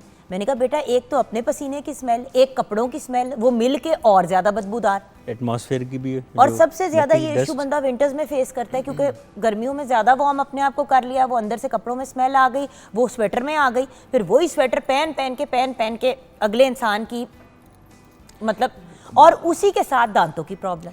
मैं इसकी मिसाल अपने पेशेंट को यूँ समझाता हूँ कि आप चाहते हैं कि जिस गिलास में पानी पी रहे हैं वो बिल्कुल नीट हो, आप जिस बर्तन में खाना खा रहे हैं बिल्कुल नीट हो, लेकिन जिस मुंह से खा रहे हैं वो नीट ना हो। तो मुंह एक ऐसा चैनल, जैसे आपने शुरू में अपने इंट्रोडक्शन में बताया कि मुंह एक ऐसा चैनल है कि यहीं से सब जरासीम अंदर जाते हैं, तो आपके मुंह का साफ़ होना उतना ही ज़रूरी है जितना आपके बर्तनों का साफ़ होना। एंड प्लीज़ व्यूअर्स, बात यह है कि अब चले अपना ख्याल नहीं भी है तो अपने इर्द गिर्द के लोगों का ख्याल करें। अब मैं ऐसी एक खातून को जानती हूँ कि मतलब दांत ना ब्रश करने की बीमारी, बिल्कुल, मियाँ ने कमरा अलहदा कर लिया तो उसने आगे से घूम के कहा कि ये क्या बात हुई, अब आप दूसरे रूम में सोएंगे। उन्होंने आगे से कहा तुम अपने दांत नहीं ब्रश करती, तुम्हारे मुंह से इतनी स्मेल आती है, मैं तुम्हारे साथ कमरा नहीं शेयर कर सकता। आप सोचे कि हस्बैंड ने कमरा अलहदा कर लिया। वो होता ये कि वो सांस के थ्रू भी वही स्मेल पे बाहर आती है, क्योंकि मुंह का एटमॉस्फेयर जो है, आप जब सांस ब्रीद आउट करेंगे तो वही स्मेल आएगी। और देखिए ना, जब आप बात कर रहे हैं तो आपके मुंह से एक तरह से एक एयर बाहर जा रही है, बिल्कुल ऐसे, वो सारी जो स्मेल आपके मुंह के अंदर है वो दूसरे की तरफ जाएगी। तो मर्द हो, औरत हो, बुजुर्ग हो, सबको इस चीज़ का ख्याल ज़रूर करना चाहिए, और स्पेशली बच्चों को राइट एज पे अगर आप व्यूअर्स गाइड करेंगे ना और कॉन्शियस करेंगे कि बेटा जिस्म से स्मेल नहीं आनी चाहिए, बेटा मुंह से बू नहीं आनी चाहिए, तो ये एक बड़ी अच्छी तरबियत का हिस्सा है। बिल्कुल ऐसे ही है, उनको होगा तो वो अगली नस्लों को ट्रेन कर सकेंगे। और सिंपल बात है, कोई मुंह पे नहीं कहता, होता एंड में ये है कि पीठ पीछे सारे बात कर रहे होते। सो इस चीज़ के बारे में कॉन्शियस होना और अपना थोड़ा सा इस चीज़ का ख्याल रखना। देखिए सफाई निस्फ ईमान है, हमारा आधा ईमान है ही सफाई। बिल्कुल ऐसे। अच्छा, आगे बढ़ते हैं टूवर्ड्स जो एक और बड़ा इंपॉर्टेंट सवाल था, और वो ये था कि देखिए ज़बान को साफ़ करना, ज़बान को साफ़ करना कितना इंपॉर्टेंट है और क्या करना चाहिए नहीं, क्योंकि अक्सर बच्चों को जब कहते हैं ज़बान को ब्रश करो तो उनको वॉमिट आनी शुरू हो जाती है, तो वो नहीं करते। ज़बान एक ऐसी सरफेस जिसके ऊपर हमारे मुख्तलिफ टेस्ट बर्ड्स होते हैं, और ज़ुबान की सरफेस रफ़ होती है। जहाँ पे सरफेस रफ़ होगी वहाँ पे प्लाक डेपोजिशन ज़्यादा होगी। जैसे दांत अगर साफ़ नहीं किए, दांत रफ़ हैं, वहाँ पे बैक्टीरियल प्लाक की ज़्यादा कॉलोनीज़ बनेंगी। ज़ुबान को भी हल्का सा साफ़ कर लेना चाहिए। उनको बहुत आगे तक ना लेके जाएं कि उसको बच्चे को गैग हो जाए। गैग से पहले पहले हल्की सी ज़ुबान साफ़ करनी चाहिए। उसके लिए टंग स्क्रैपर्स भी मिलते हैं कि आप हल्का सा ज़ुबान को वो आप स्क्रैप कर दें, तो ज़ुबान का साफ़ करना ज़रूरी है। तो डॉक्टर साहब एक और चीज़ जो लोग करते हैं, टूथपिक या कोई सोटी, एक तो कान में लोग डालते हैं और अक्सर लोगों ने अपने कान के पर्दे फाड़ दिए हैं और फिर ये बड़ी सीरियस एक प्रॉब्लम हो जाती है। हम एक ऐसे बंदे को जानते हैं जिसका कान का पर्दा इतना को डैमेज हो चुका था कि उसको बाकायदा ग्राफ्टिंग करके ठीक करना पड़ा था। बिल्कुल। और 40% कान की हियरिंग भी चली गई। सो दांतों में जो लोग टूथपिक मांगते हैं, सोटी, अब जैसे कि पेन हो गया उसको चबा रहे हैं, बच्चे पेंसिलें मुंह में ले रहे होते हैं, इसके बारे में बताएंगे? टूथपिक जो वुडन टूथपिक है या प्लास्टिक का टूथपिक, उसका सबसे बड़ा नुकसान क्या है कि हर दो दांतों के बीच में जो एक हल्की सी बोन की लेयर है जो कि आपके खाना फंसने से बचाती है, आप वो उसके साथ उड़ा देते हैं। वो एक दफ़ा तो खाना उससे निकल जाता है, लेकिन नेक्स्ट टाइम ज़्यादा खाना फंसता है क्योंकि आप उस बोन को डैमेज कर चुके हैं। ये आपको हम दिखा रहे हैं, इस तरह के भी टूथपिक होते हैं। फिर आजकल वो भी होते हैं जिनमें डेंटल फ्लॉस बीच में लगा होता है, आप उसको कर लेते हैं, लेकिन उससे दांत साफ करने के बजाय जो उसका दूसरा कोने वाला जो हिस्सा होता है वो कोना लोग अपने मुंह में डाल के घूम रहे होते हैं। ये देखिए फ्लॉसिंग हम आपको दिखा रहे हैं व्यूअर्स, ये होता है दांतों को फ्लॉस करना। फ्लॉस का ये कि प्री फैब्रिकेटेड ये सॉफ्ट एक धागा सा होता है जो कि सारी खुराक और प्लाक को बाहर साफ करता है। ये जो आपने टूथपिक दिखाया जिसके साथ ये देखें, ये वाला बार प्लास्टिक वाला आ गया जो आजकल मार्केट में बड़े इजीली अवेलेबल है। बिल्कुल है। इसका फ्लॉस वाला पोर्शन यूज़ करें, लेकिन इसका नोक वाला पोर्शन यूज़ ना करें। वो आप अपनी सेंस ना मारे, वो डॉक्टर को करने दे जो उन्होंने करना होगा। उसमें ये है कि आपके जो नोक वाला पोर्शन है वो आपके मसूड़े भी ज़ख्मी करता है, वो आपके दांत की बोन को भी, जो इंटरनेटल बोन को भी ज़ाया करता है। तो टूथपिक और उसके नोक वाले पोर्शन को अवॉइड करना चाहिए। इसके पीछे फ्लॉस लगी है वो बेहतर है, और इससे बेहतर वो फ्लॉस है जो कि आपको फार्मेसी से मिलती है। आप उसमें से इतना थ्रेड निकालते हैं, उसका उंगलियों पर लपेटते हैं और एक ही डायरेक्शन में यूनी डायरेक्शनली आप उसको मूव करें तो आपके दांतों की सफाई हो जाती है। लेकिन जिन लोगों को फ्लॉस करते हुए खून आता है दांतों से, वो ज़रूर फ़ौरन अपने डॉक्टर से रुजू करें, डेंटिस्ट से। यानी कि या तो आपके गम्स बहुत सेंसिटिव है या फिर आप गलत तरीके से फ्लॉसिंग कर रहे हैं, और एक दफ़ा अपने डेंटिस्ट पे जाएंगे, वो आपको अच्छे से गाइड कर देंगे और आपको बाकायदा करके दिखाएंगे। इसमें फ्लॉस की सिलेक्शन भी ज़रूरी है। ये डॉक्टर से पूछेंगे किस किस्म की फ्लॉस हमें चाहिए। अच्छा डॉक्टर साहब, ये बताइए कि मैं अब सॉफ्ट ड्रिंक्स और फास्ट फूड की तरफ भी आना चाहती हूँ, क्योंकि हमारे आज टॉपिक ही हमने सेहत का रखा है, नेल बाइटिंग भी। लेकिन उससे पहले मैं जो आपसे गाइडेंस लेना चाह रही हूँ वो ये है कि आपने कहा कि जिनके दांतों से खून आता है उनको दिल की भी प्रॉब्लम हो सकती है। दिल की प्रॉब्लम कैसे हो सकती है? हमारे जो मसूड़े आने में जो जरासीम इन्वॉल्व हैं, जो बैक्टीरिया इन्वॉल्व हैं, वही बैक्टीरिया फेवरेट साइट है हार्ट के ऊपर। हार्ट को वही बैक्टीरिया अटैक करते हैं जो कि नेगेटिव हैं, और वहाँ जाके वो अपनी बैक्टीरियल कॉलोनीज़ बनती हैं, और सब एक्यूट बैक्टीरियल एंडोकार्डाइटिस आप किसी कार्डियोलॉजिस्ट से पूछ लें, वो आपको यही कहेंगे कि इसके one of the reasons is gingivitis, मसूड़ों की सोजिश। तो दांतों को और मसूड़ों का सेहतमंद रखना आपके दिल को भी सेहतमंद रखने का एक बायस बनता है। मैंने कहा मैं क्लियर कर लूं, क्योंकि मेरे दिमाग में ये बात घूम रही थी कि बट हाउ। ठीक है। बिल्कुल। अच्छा डॉक्टर साहब, अब आ जाते हैं, सॉफ्ट ड्रिंक्स हो गई, चाय, कॉफ़ी, छालिया, स्मोकिंग की तो मैंने बात ही नहीं करनी। हर बंदे को पता है कि स्मोकिंग का सिर्फ दांतों पे नहीं, पूरी आपकी सेहत का बेड़ा गर्क हो जाता है, तो वो तो बात करने का ही कोई तुक नहीं है। जंक फूड हो गया, फास्ट फूड हो गया, ये सारी चीज़ें हमारे दांतों पे क्या असर करती हैं? हम पहले इसमें आ जाते हैं नेल बाइटिंग पे। और नेल बाइटिंग जब ये एक सब कॉन्शियस इफेक्ट है, एक एक्ट है जिसका कि मरीज़ जानबूझ के नहीं करता, उससे हो जाता है सोचते में। अब चूँकि नेल हार्ड होते हैं, उसको एक एंगल से यूँ करना पड़ता है जमाना, उसमें होता है दांतों में वर्टिकल क्रैक्स पड़ सकते हैं, जिससे कि वो वही वर्टिकल क्रैक्स दांतों के टूटने का सबब बनते हैं, और इससे बड़ी वजह। बट दांत तो इतने, नेल्स तो इतने सॉफ्ट, इतने सख्त तो नहीं होते, दांतों जितने सख्त तो नहीं होते। लेकिन खुराक से तो सख्त होता है ना, जिस काम के लिए अल्लाह ने बनाया है उसकी जब नेल हार्ड है, फिर नेल चूँकि एंगल से करना पड़ता है, उसमें दांतों पे क्रैक्स आ जाते हैं। यही क्रैक्स अल्टीमेटली दांत तोड़ने का बायस बनते हैं। दूसरी बड़ी वजह कि जो नाखून और हमारा जो ये उंगली का जंक्शन है, यहाँ पे मिलियन ऑफ जर्म्स और बैक्टीरिया हर वक्त होते हैं, वो भी आपके मुंह में जाके और बीमारियाँ पैदा कर सकते हैं।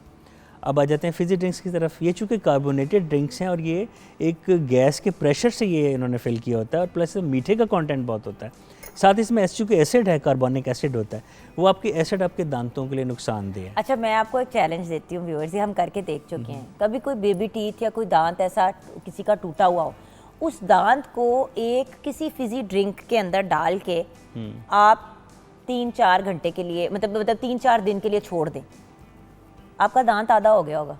ऐसे ही है, वो गल जाता है आपका दांत। एसिड है ना, एसिड का काम ही गलाना है। और कैल्शियम से आपके दांत बने होते हैं और वो एसिड जो है वो कैल्शियम को बड़ी बुरी तरीके से मुतासिर करता है। पिछले तो मेरे पास एक 21 साल का बच्चा है जिसके ऑलमोस्ट सारे दांत खराब थे। मैंने कहा बेटा ये क्या हुआ? उसने कहा जी मैं 1.5 लीटर का सॉफ्ट ड्रिंक रखा होता है और वो कहते हैं मैं वो पीता रहता हूँ और उसके साथ मेरे सारी रात मेरा कंसंट्रेशन रहती है और मेरे वो उसमें दांतों का काम ख़राब हो गया। तो फिज़ी ड्रिंक से एज मच एज़ पॉसिबल आपको अवॉइड करना चाहिए। और वही चीज़ हो गई व्यूअर्स, छालिया तो आपको पता है दांतों के कोनों में जाके, और माउथ कैंसर का एक बहुत बड़ा कॉज है। स्मोकिंग भी वही चीज़ है। चाय और कॉफ़ी डॉक्टर साहब ने हमेशा कहा है कि पीनी है, ज़रूर पिए, लेकिन पीने के बाद एक दफ़ा अच्छे तरीके से अपने मुंह की कुल्ली कर लें।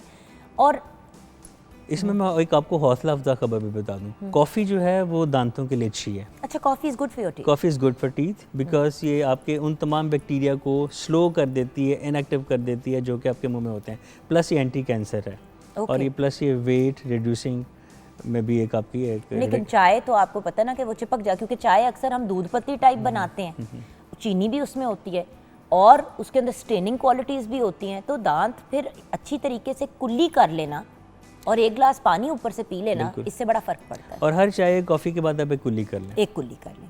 एंड फाइनली डॉक्टर साहब, जिन लोगों को डेंटल फोबिया होता है, जो डॉक्टर पे जाने से बस इनकार करते थे, डेंटिस्ट का नाम लेते तो चीखें मारनी शुरू कर देते हैं, ये एक चैलेंजिंग बात आपने पूछ ये ली। क्या मसला है, ये क्यों होता है? एक्चुअली बच्चे क्या और बड़े क्या, ये पहले हम सब समझते थे बच्चों में, ये मामला बड़ों में भी है। पेशेंट के ज़हन में होता है कि हम जाएंगे डेंटिस्ट के पास, उसकी इतनी लंबी सिरिंज है, वो ड्रिल भी लगाएंगे, गी गी की आवाज़ आती है उस ड्रिल की, बड़ी खौफनाक। वो आपको नीडल भी चुभोएगा और आपको बिठाएगा, फिर एक माहौल होता है कि लाइट जली बड़ी, जैसे पता नहीं कि ऑपरेशन होना है। हालांकि हमने लाइट इसलिए रखी होती है कि हम अच्छी तरह देख सकें। ये फ़ोबिया ख़त्म करने के बहुत से तरीके हैं। हम उससे पेशेंट से हम काउंसलिंग भी करते हैं, पेशेंट को पेरेंट को बताते हैं कि घर से भी इसको कुछ बता के लाएं, या बड़े हैं तो उनको हम कहते हैं पहले आप हमसे फ़ोन पे बात कर लें कि हम आपके साथ कुछ ऐसा नहीं करना है जैसे आपको पेन हो। काउंसलिंग करते हैं, फिर हम उनको कहते हैं कि अपने साथ अपना कोई आईपॉड, ईयरपॉड या कोई हेडफोन ले आएँ, साथ अपना म्यूज़िक सुनते रहें या कोई वीडियो देखते रहें, हम अपना काम कर लेंगे। फिर हम उनको ये श्योरिटी देते हैं आपको दर्द नहीं होगी, हम उनको नमिंग जेल लगा देते हैं पहले, ताकि कुछ सुन का असर आ जाए।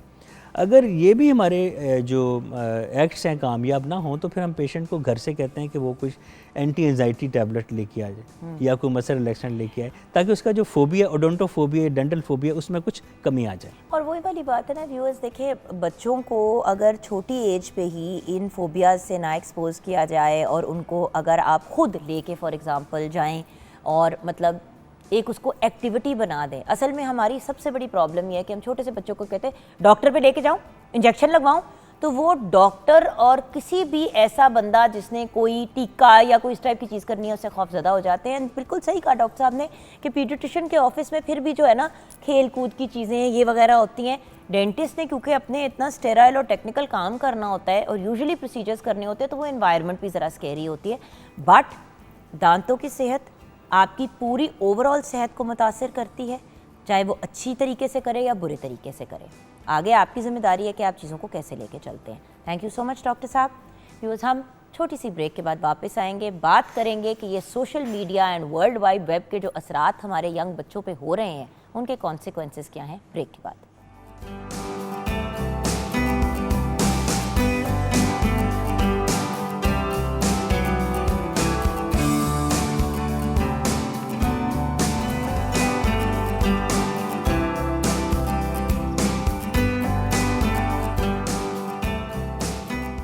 Welcome back from the break viewers. हमने प्रोग्राम का आगाज़ किया कि तंदुरुस्ती हज़ार नेमत है। एक सेहतमंद इंसान जो है वो अपनी ज़िंदगी को बड़े भरपूर अंदाज से जी सकता है। छोटे बच्चे और टीनेजर्स, ये वो यंग लोग होते हैं जो कल को जाके एडल्ट्स बनते हैं और एक जिसको हम रियल वर्ल्ड कहते हैं उसके अंदर कदम लेते हैं। लेकिन social media, world wide web, different apps, जो बच्चों का एक्सपोजर सोशल मीडिया की वजह से दुनिया की तरफ हो रहा है, क्या वो हमारे बच्चों के लिए पॉजिटिव है या नेगेटिव है? ऑब्वियसली ज़्यादा स्क्रीन टाइम ये वो इस पे तो हम बात कर ही चुके हैं, लेकिन इस वक्त कुछ ऐसे नफ्सियाती और बिहेवियर के प्रॉब्लम्स हम बच्चों में देख रहे हैं। भाई ये कैसे हो सकता है व्यूअर्स कि हर दूसरा बच्चा जो है वो या तो ऑटिज्म के स्पेक्ट्रम पे आ रहा है, या उसके अंदर ADHD है, या उसके अंदर जनरलाइज एंजाइटी का इशू है, या छोटे मतलब 8-9 साल के बच्चों को डिप्रेशन के साथ जो है वो उनको नुस्खे दिए जा रहे हैं दवाइयों के।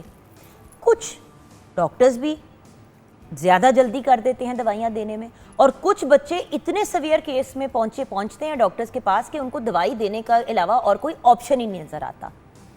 कुछ तो मसला है व्यूअर्स। मुझे याद है हम जब छोटे थे तो अगर कोई पेन किलर भी देनी होती थी तो माँ बाप 10 दफ़ा सोचते थे। अब हर दूसरा बच्चा जो है वो किसी ना किसी मेडिकेशन पे परमानेंटली लगा हुआ है। क्यों? ऐसा क्या है जो एज पेरेंट्स हम कर रहे हैं, या इन्वायरमेंट में चल रहा है, या स्कूल्स में, जहाँ पे भी मसला क्या है और उसका हल क्या है, ये हम आज जानना चाहते हैं। और 3 बहुत ही ब्रिलियंट और अकम्पलिश्ड ख़वातीन हमारे साथ हैं जो हमें गाइड करेंगी, जिनका ताल्लुक़ ही यंग लोगों को गाइड करना और उनकी ग्रूमिंग की तरफ इनका रुझान है। साइमा हमारे शो का रेगुलर हिस्सा हैं। साइमा नज़ीर आप पेरेंटिंग कोच हैं, एजुकेशनिस्ट हैं, मोटिवेशनल स्पीकर हैं, एंड उसके साथ साथ काउंसलर भी हैं। अस्सलाम वालेकुम। शुक्रिया। Then we have with us doctor Bisma Ejaz, बेहतरीन साइकोलॉजिस्ट हैं, असिस्टेंट प्रोफेसर हैं department of applied psychology, head active citizens programme at Lahore college for women university. अस्सलाम वालेकुम डॉक्टर साहिबा। वालेकुम अस्सलाम। And then of course we have Nadia Jafri with us. आज पहली दफ़ा इन्होंने हमें शो पे ज्वाइन किया है एंड होपफुली हमारे शो का एक रेगुलर हिस्सा रहेंगी। आप भी एजुकेशनिस्ट हैं और ट्रेनर भी हैं। अस्सलाम वालेकुम मैम। वालेकुम अस्सलाम। साहिबा जी आपसे बात करना चाहूँगी, ये जो डिजिटल सोशलाइजेशन है, सोशलिज्म है, ये मतलब डिजिटल फोरम्स के ऊपर हमारे बच्चे 6-6 माह पे एक्टिव हो जाते हैं। मज़ीद मैं और नहीं कुछ कहूँगी, मैं चाहूँगी कि क्योंकि आप तीनों की जिस तरह की एक्सप्रेशन आई है ना, मैं चाहूँगी कि बस इस स्टेटमेंट के ऊपर आप अपनी पहले फीलिंग्स शेयर करें और अपना पर्सपेक्टिव शेयर करें। जी मैम। फीलिंग बहुत ज़्यादा पॉजिटिव ऑफ कोर्स नहीं है, बिकॉज एक 6 माह का बच्चा अपने लिए क्या ही डिसाइड कर सकता है। तो आई थिंक पूरी की पूरी जिम्मेदारी पेरेंट्स पर आती है कि क्या 6 माह के बच्चे को वो एक्सेस देना है या नहीं देना है। ठीक है, यहाँ पे तो इस एज में तो बिल्कुल एक ही फैक्टर हमें नज़र आता है। अब उसके रीज़न्स क्या हैं? क्या मदर को इतनी सपोर्ट मिल रही है, नहीं मिल रही, कि उनको और कुछ समझ में नहीं आ रहा और बच्चे को गैजेट के ही हवाले कर दिया है, ये ना जानते हुए कि जो वो समझ रही हैं कि बच्चा इंगेज हो रहा है। अब अगर हम 6 से 2 साल 3 साल टॉडलर्स को भी देख लें तो बच्चे अगर गैजेट पे हैं तो डेफिनेटली वो इस आज के दौर की ज़रूरत है, मगर हर चीज़ की जहाँ फ़ायदे होते हैं वहाँ नुकसान है। मगर वो ज़रूरत जो है वो एट अ सर्टन एज, हमारी एज में, लर्निंग एज में, स्कूल गोइंग एज में गैजेट्स की ज़रूरत बहरहाल पड़ती है। देखिए मैं इस पे आऊंगी जरूर, जी, क्योंकि हम हमेशा बुराई करते हैं। मैं चाहूंगी कि गैजेट्स को हम कैसे अच्छे तरीके से इस्तेमाल कर सकते हैं। देखिए अगर एक बच्चा 10 बच्चों अपनी सारे क्लास के बच्चों को देख रहा है कि वो किसी ना किसी टैब या किसी ना किसी डिवाइस पे होते हैं, तो बच्चे महसूस करते हैं कि हम पीछे रह गए। लेकिन उन डिवाइसेस के ऊपर भी अगर आप एक कंट्रोल्ड एक्सेस देंगे और किन चीजों की देनी चाहिए वो भी मैं आपसे गाइडेंस लूंगी। वो मगर तो 6 माह के लिए तो जो पहली दर्स का है बच्चे की, वो माँ की गोद है, और माँ की गोद ही रहे तो अच्छा है, वो ही रहे, और बाकी एग्जैक्टली दोनों। घर में और भी रिश्तेदार हैं तो उनकी भी, तो वो लोगों के साथ इंटरेक्शन, मुस्कुराना, रोना, एक तासुरात, लोगों के साथ कनेक्शन, यानी बच्चे को गोद में पकड़ लेना इतना कंफर्ट उसको देता है। ये सारी चीज़ें, ह्यूमन इंटरेक्शन, आई थिंक इसका कोई नेमल बदल नहीं है। वो माँ के साथ हो, बाप के साथ हो, बड़े बहन भाइयों के साथ, नाना नानी, दादा दादी, सारे रिश्तेदार जो भी घर में इकट्ठे एक जॉइंट फैमिली में रह रहे हैं, मगर ह्यूमन इंटरेक्शन का नेमल बदल कोई चीज़ नहीं हो सकती, और गैजेट तो कतई नहीं हो सकता। भाई उस मूवी में एक लाइन आई थी वो बोल के अंदर के भाई पाल नहीं सकते तो पैदा क्यों करते हो। पालने का मतलब सिर्फ ये नहीं होता व्यूअर्स कि आप दुनिया में ले आए, आपने सर पे छत दे दी, उनको खाना प्रोवाइड कर दिया और बस बात खत्म। एग्जैक्टली। कम्युनिकेशन तो देखे ना 6 माह से भी शुरू हो जाती है। आप बच्चे के साथ तो बच्चा आपकी माँ के पेट में होता है तो शुरू हो जाती है। तो उसके साथ आई कांटेक्ट करना, उसको अच्छा और बुरा टच वहीं फील हो जाता है, उसको कंफर्ट किस तरीके से मिल रही है। आप बच्चे को कॉन्फिडेंस अपनी ग्रिप से दे देते हैं कि बच्चा इस वक्त आपकी गोद में कॉन्फिडेंट फील कर रहा है, आराम फील कर रहा है या नहीं। एक स्ट्रेंजर की गोद में आप देखते हैं बच्चा 6 माह का जाता है, क्यों रोना शुरू कर देता है। इसका मतलब है कि कुछ ताल्लुक, कुछ बॉन्डिंग सिर्फ टच से डेवलप हो रही होती है। जी डॉक्टर साहिबा, आपसे अब इसी बात को हम कंटिन्यू करना चाहेंगे, बिकॉज ऑब्वियसली सिर्फ 6 माह नहीं, 2-2 महीने, 3-3 महीने के बच्चों के सामने डिवाइसेस रख दी जाती हैं। बच्चे का डाइपर चेंज हो रहा है, उसने मुंह उस तरफ किया हुआ है और वो देख रहा है, और मुझे हैरत होती है कि भाई 2-3 महीने के बच्चे को क्या ये चीज़ें दिखा के आपको क्या मिल जाएगा? वो तो बच्चा माँ का चेहरा देख के या बाप के चेहरे को देख के ही एंटरटेन हो जाता है। बेसिकली अभी जब हम ये डिस्कशन सुन रहे थे कि जी 6 महीने का बच्चा जो उसको इस चीज़ से एक्सपोज किया जाता है, तो I was holding my point कि मैंने वाकई 2-2, 3-3 महीने के बच्चे भी देखे हैं जिनको माएँ होल्डिंग डिवाइसेस जो होती हैं उसके साथ अटैच कर देती हैं फ़ोन और उस पर उनको डिफरेंट वीडियोस दिखा रही होती हैं। बेसिकली इसमें सारा जो ब्लेम है वो मैं पेरेंट्स को ही दूंगी, बिकॉज़ वो सिर्फ अपने कुछ टाइम को सेव करने के लिए और अपनी एक्टिविटीज़ को ईजी बनाने के लिए बच्चे को फिज़िकली एंगेज कर देते हैं कि वो इस चीज़ में विजुअल तौर पे एंगेज रहेगा और इस वजह से लेस मूवमेंट होगी और they will be able to finish their task, which is very wrong. क्योंकि हम जिस एज से हैं जुगन, हमारे टाइम में सोशल मीडिया के साथ इतना एक्सपोजर नहीं था और हम अपने पेरेंट्स के साथ बहुत अच्छे तरीके से वेल कनेक्टेड हैं। इवन आज के दौर में भी हम अपने पेरेंट्स को बैठ के सुनना उनको पसंद करते हैं, जबकि हमारी जो औलाद है भाई हमें पता है कि अगर अम्मी अब्बा के सामने बैठे हुए हैं और ये कर रहे हैं ना तो डांट तो इस उम्र पे भी थप्पड़ पड़ जाना। बिल्कुल बिल्कुल। और अब वो ज़माना आ गया है कि अव्वल तो बच्चों बुलाने पे भी नहीं आते, आ जाएं तो हाथ में डिवाइस होती है और आपसे जो पूरी गुफ्तगू हो रही है वो डिवाइस को देखते हुए हो रही है। और मेरे दिमाग में एक ही बात चल रही होती है कि ये सिर्फ अपने बच्चों का नहीं, अब हमजा को तो पता है एक घूरी में मारती हूँ हाथ से 1 सेकंड में रख देता है और कहता है sorry mama, but the point है, और मुझे ये कहता है कि मामा एवरीबडी यूजेस इट। एक ये जो स्टेटमेंट है ना बच्चों की, और मैं ये कहती हूँ बेटा सारे जहर खा लेंगे, जहर खा लोगे, जिस तरह मामा मुझे कहती थी बेटा सब छत से छलांग मारेंगे आप भी मार देंगी। लेकिन हमारे वो डायलॉग्स जुगन वो उनको उस तरह से कोई रेसिप्रोकेट फर्क नहीं करता, वो अपने आप को बिल्कुल सही समझते हैं कि हाँ जो हम सोशल कह रहे हैं वो मीडिया बिल्कुल आपको ये बता रहा है ना, आपको ये आपकी ऑनलाइन जो डिफरेंट इन्फ्लुएंसर्स आपको ये exactly. बता रहे हैं कि भाई आप अपने राइट्स के लिए खड़े हुए। अब तो पेरेंट्स को भी डिवोर्स दी जा सकती है, आप पेरेंट्स को डिसोन कर सकते हैं और वेस्टर्न वर्ल्ड में ये वाला भी एक कल्चर बहुत ज्यादा आम है। देखिए मैं वेस्ट को बुरा नहीं कह रही, वेस्ट ने बहुत पॉजिटिव चीजें भी अडॉप्ट की हैं और बहुत सी ऐसी चीज़ें वेस्ट के पॉइंट ऑफ व्यू से जो हम सीख सकते हैं, लेकिन बहुत सी ऐसी चीज़ें हैं जो वेस्ट की नेगेटिव हैं जो हमारे कल्चर हमारी सोसाइटी को अप्लाई नहीं करती। मैम ट्रू, एग्रीड, बिल्कुल सही कह रही हैं आप।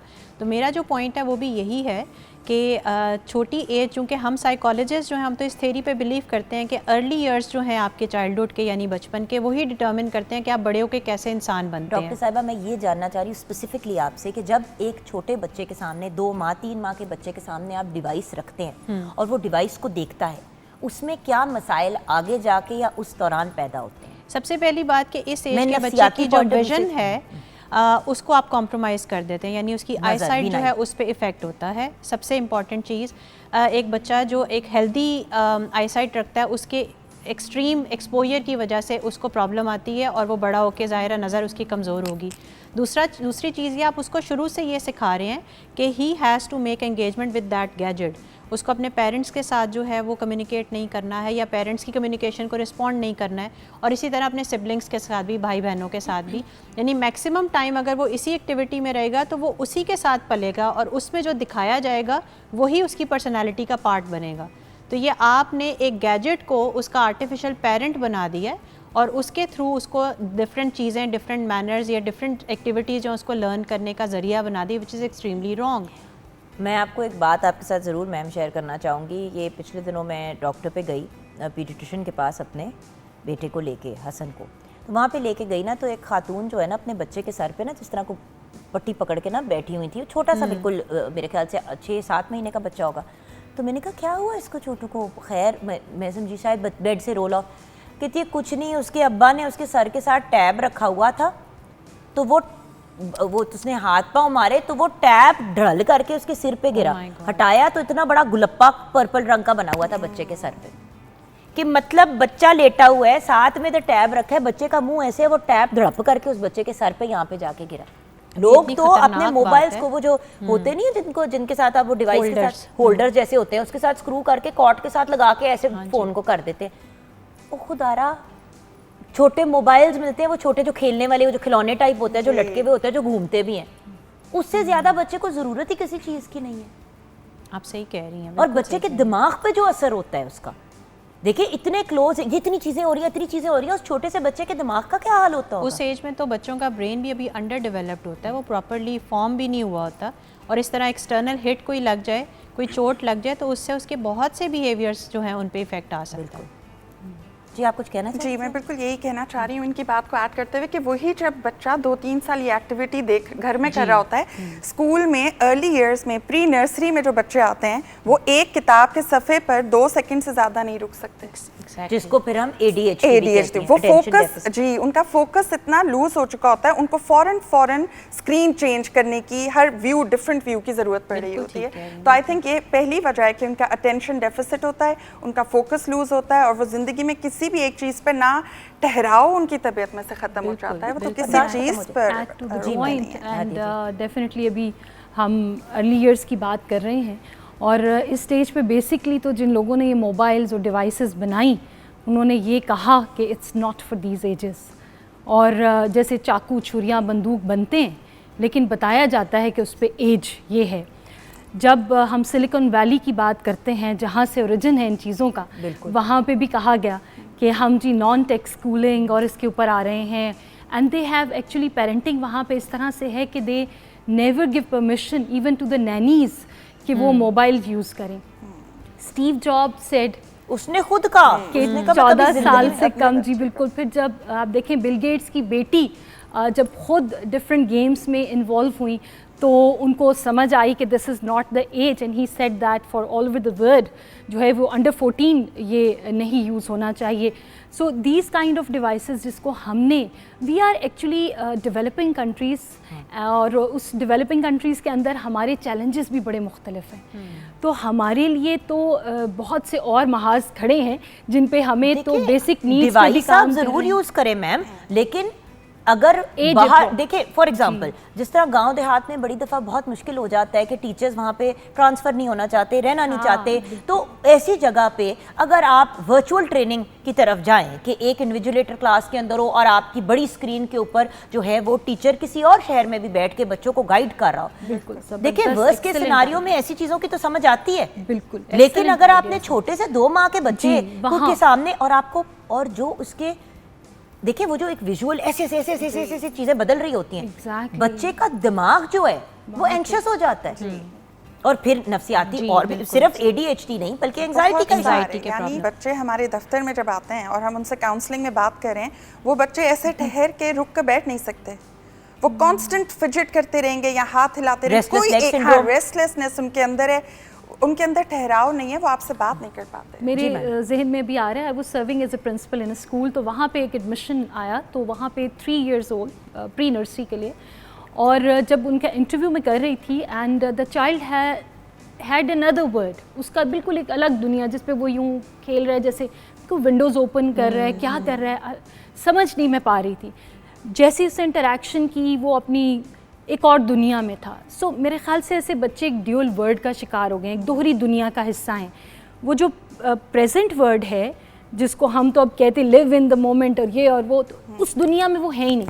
उस बच्चे से इंटरव्यू के दौरान हमें काफ़ी हद तक समझ आई एक्चुअली कि वो बहुत ज़्यादा स्क्रीन टाइम था उनका घर में भी। He was very famous TikToker at the age of 3 तो 3 साल की उम्र में वो बहुत से मिलियन ऑफ व्यूज़ भी उस बच्चे ने लिए, लेकिन उसका नुकसान ये हुआ कि उसकी वो उम्र नहीं थी और जब उसको इस तरफ लगाया गया और चाहे पेरेंट्स बहुत फ़ख्र से बता रहे थे लेकिन उसके जो साइड इफ़ेक्ट थे वो उसी वक्त हमें नज़र आ रहे थे। अच्छा, इसी के साथ एक और बड़ा मेजर इशू हाइपोकॉन्ड्रिया का हम बहुत ज़्यादा एक बढ़ते हुए देख रहे हैं। हाइपोकॉन्ड्रिया डॉक्टर साहब अगर आप एक दफ़ा डिफ़ाइन कर दें फिर मैं जी जी आप ऐसा समझते हैं कि जो चीज़ आप देख रहे हैं ना, this is present in your self, यानी अगर आप किसी तरह की सिम्टम्स जो हैं वो देख रहे हैं कि सामने जो कैरेक्टर आपको शो हो रहा है स्क्रीन पे उसमें ये सिम्टम्स हैं, आप उसको अपने साथ रिलेट करना शुरू कर देते हैं और इतना स्ट्रांगली रिलेट करते हैं कि you feel that you have that problem.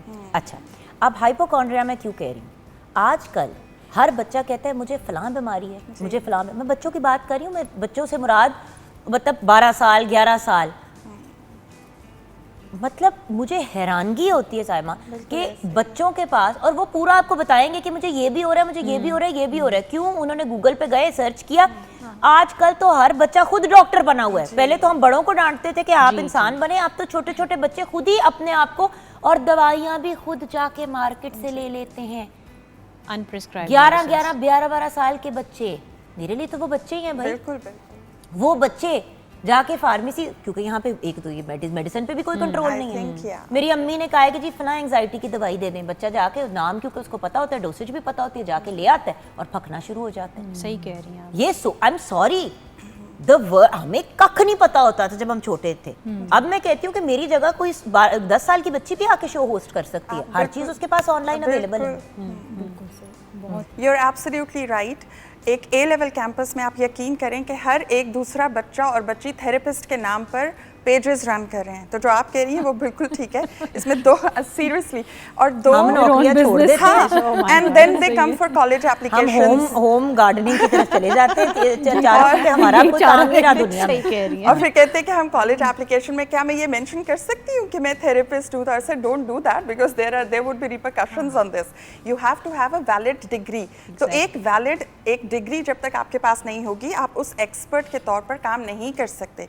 सो आपने जो बात की उसमें 2 पॉइंट्स, पहला वाला दूसरा वाला मुझे बहुत खतरनाक लगा कि प्रिस्क्रिप्शंस के बगैर आई थिंक यहाँ पे कोई बैलेंस और चेक होना चाहिए। मुझे बच्चों को एंजाइटी हो रही है, बिल्कुल दवाई मत दें। मेरी खाला भी ये वाली मेडिसिन हाँ। लेती है, तो मैंने भी स्टार्ट कर दी है। बिल्कुल, तो इस पे कोई चेक होना चाहिए फार्मेसी का। हम स्कूल्स और कॉलेजेस में भी इस बात का ध्यान रखें कि हम डायरेक्टली बच्चों को कोई भी खाने वाली दवा नहीं देते। पुत्र जब आप तो तक- आप बैग को भी नहीं हाथ लगा सकते। हम छोटे होते थे तो हमारे बैग्स चेक चेक होते होते थे, थे। रैंडम चेक होता था। क्यों? क्योंकि कोई बच्चा सिगरेट विगरेट कोई इस तरह की जी। कोई नशे की चीज ना लेके आए। अब आप बैग को नहीं हाथ लगा सकते।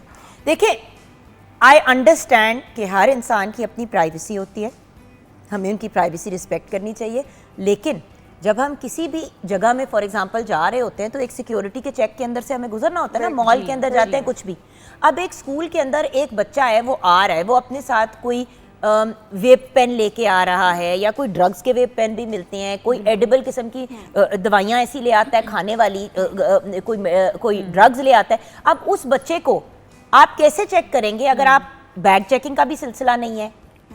आप बच्चों को कह भी नहीं सकते हो कि भाई अगर बच्चा कहता है, अब पहले हमें बाथरूम जाना होता तो हमें एक टाइमलाइन दी होती थी, या बताया जाता था कि जी हमारी तबीयत नहीं ठीक है, पेट खराब है, तो मिस प्लीज हमें व्हाटएवर एक नोट आता था।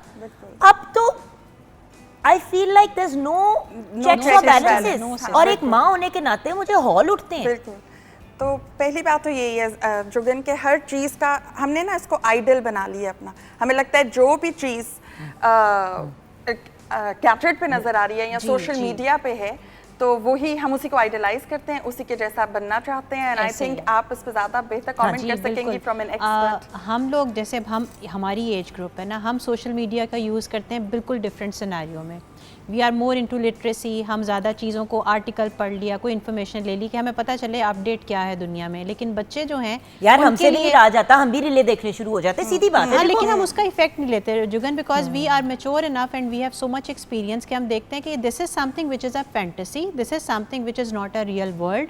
ये वो चीज़ है जो आपको दिखाई जा रही, क्योंकि कहीं ना कहीं हर एक इंसान डे ड्रीमिंग कर रहा होता है, तो हम अपनी डे ड्रीमिंग का जो एक फैक्टर है ना वो उस चीज़ से पूरा कर लेते हैं। We take it as a source of entertainment, that's it.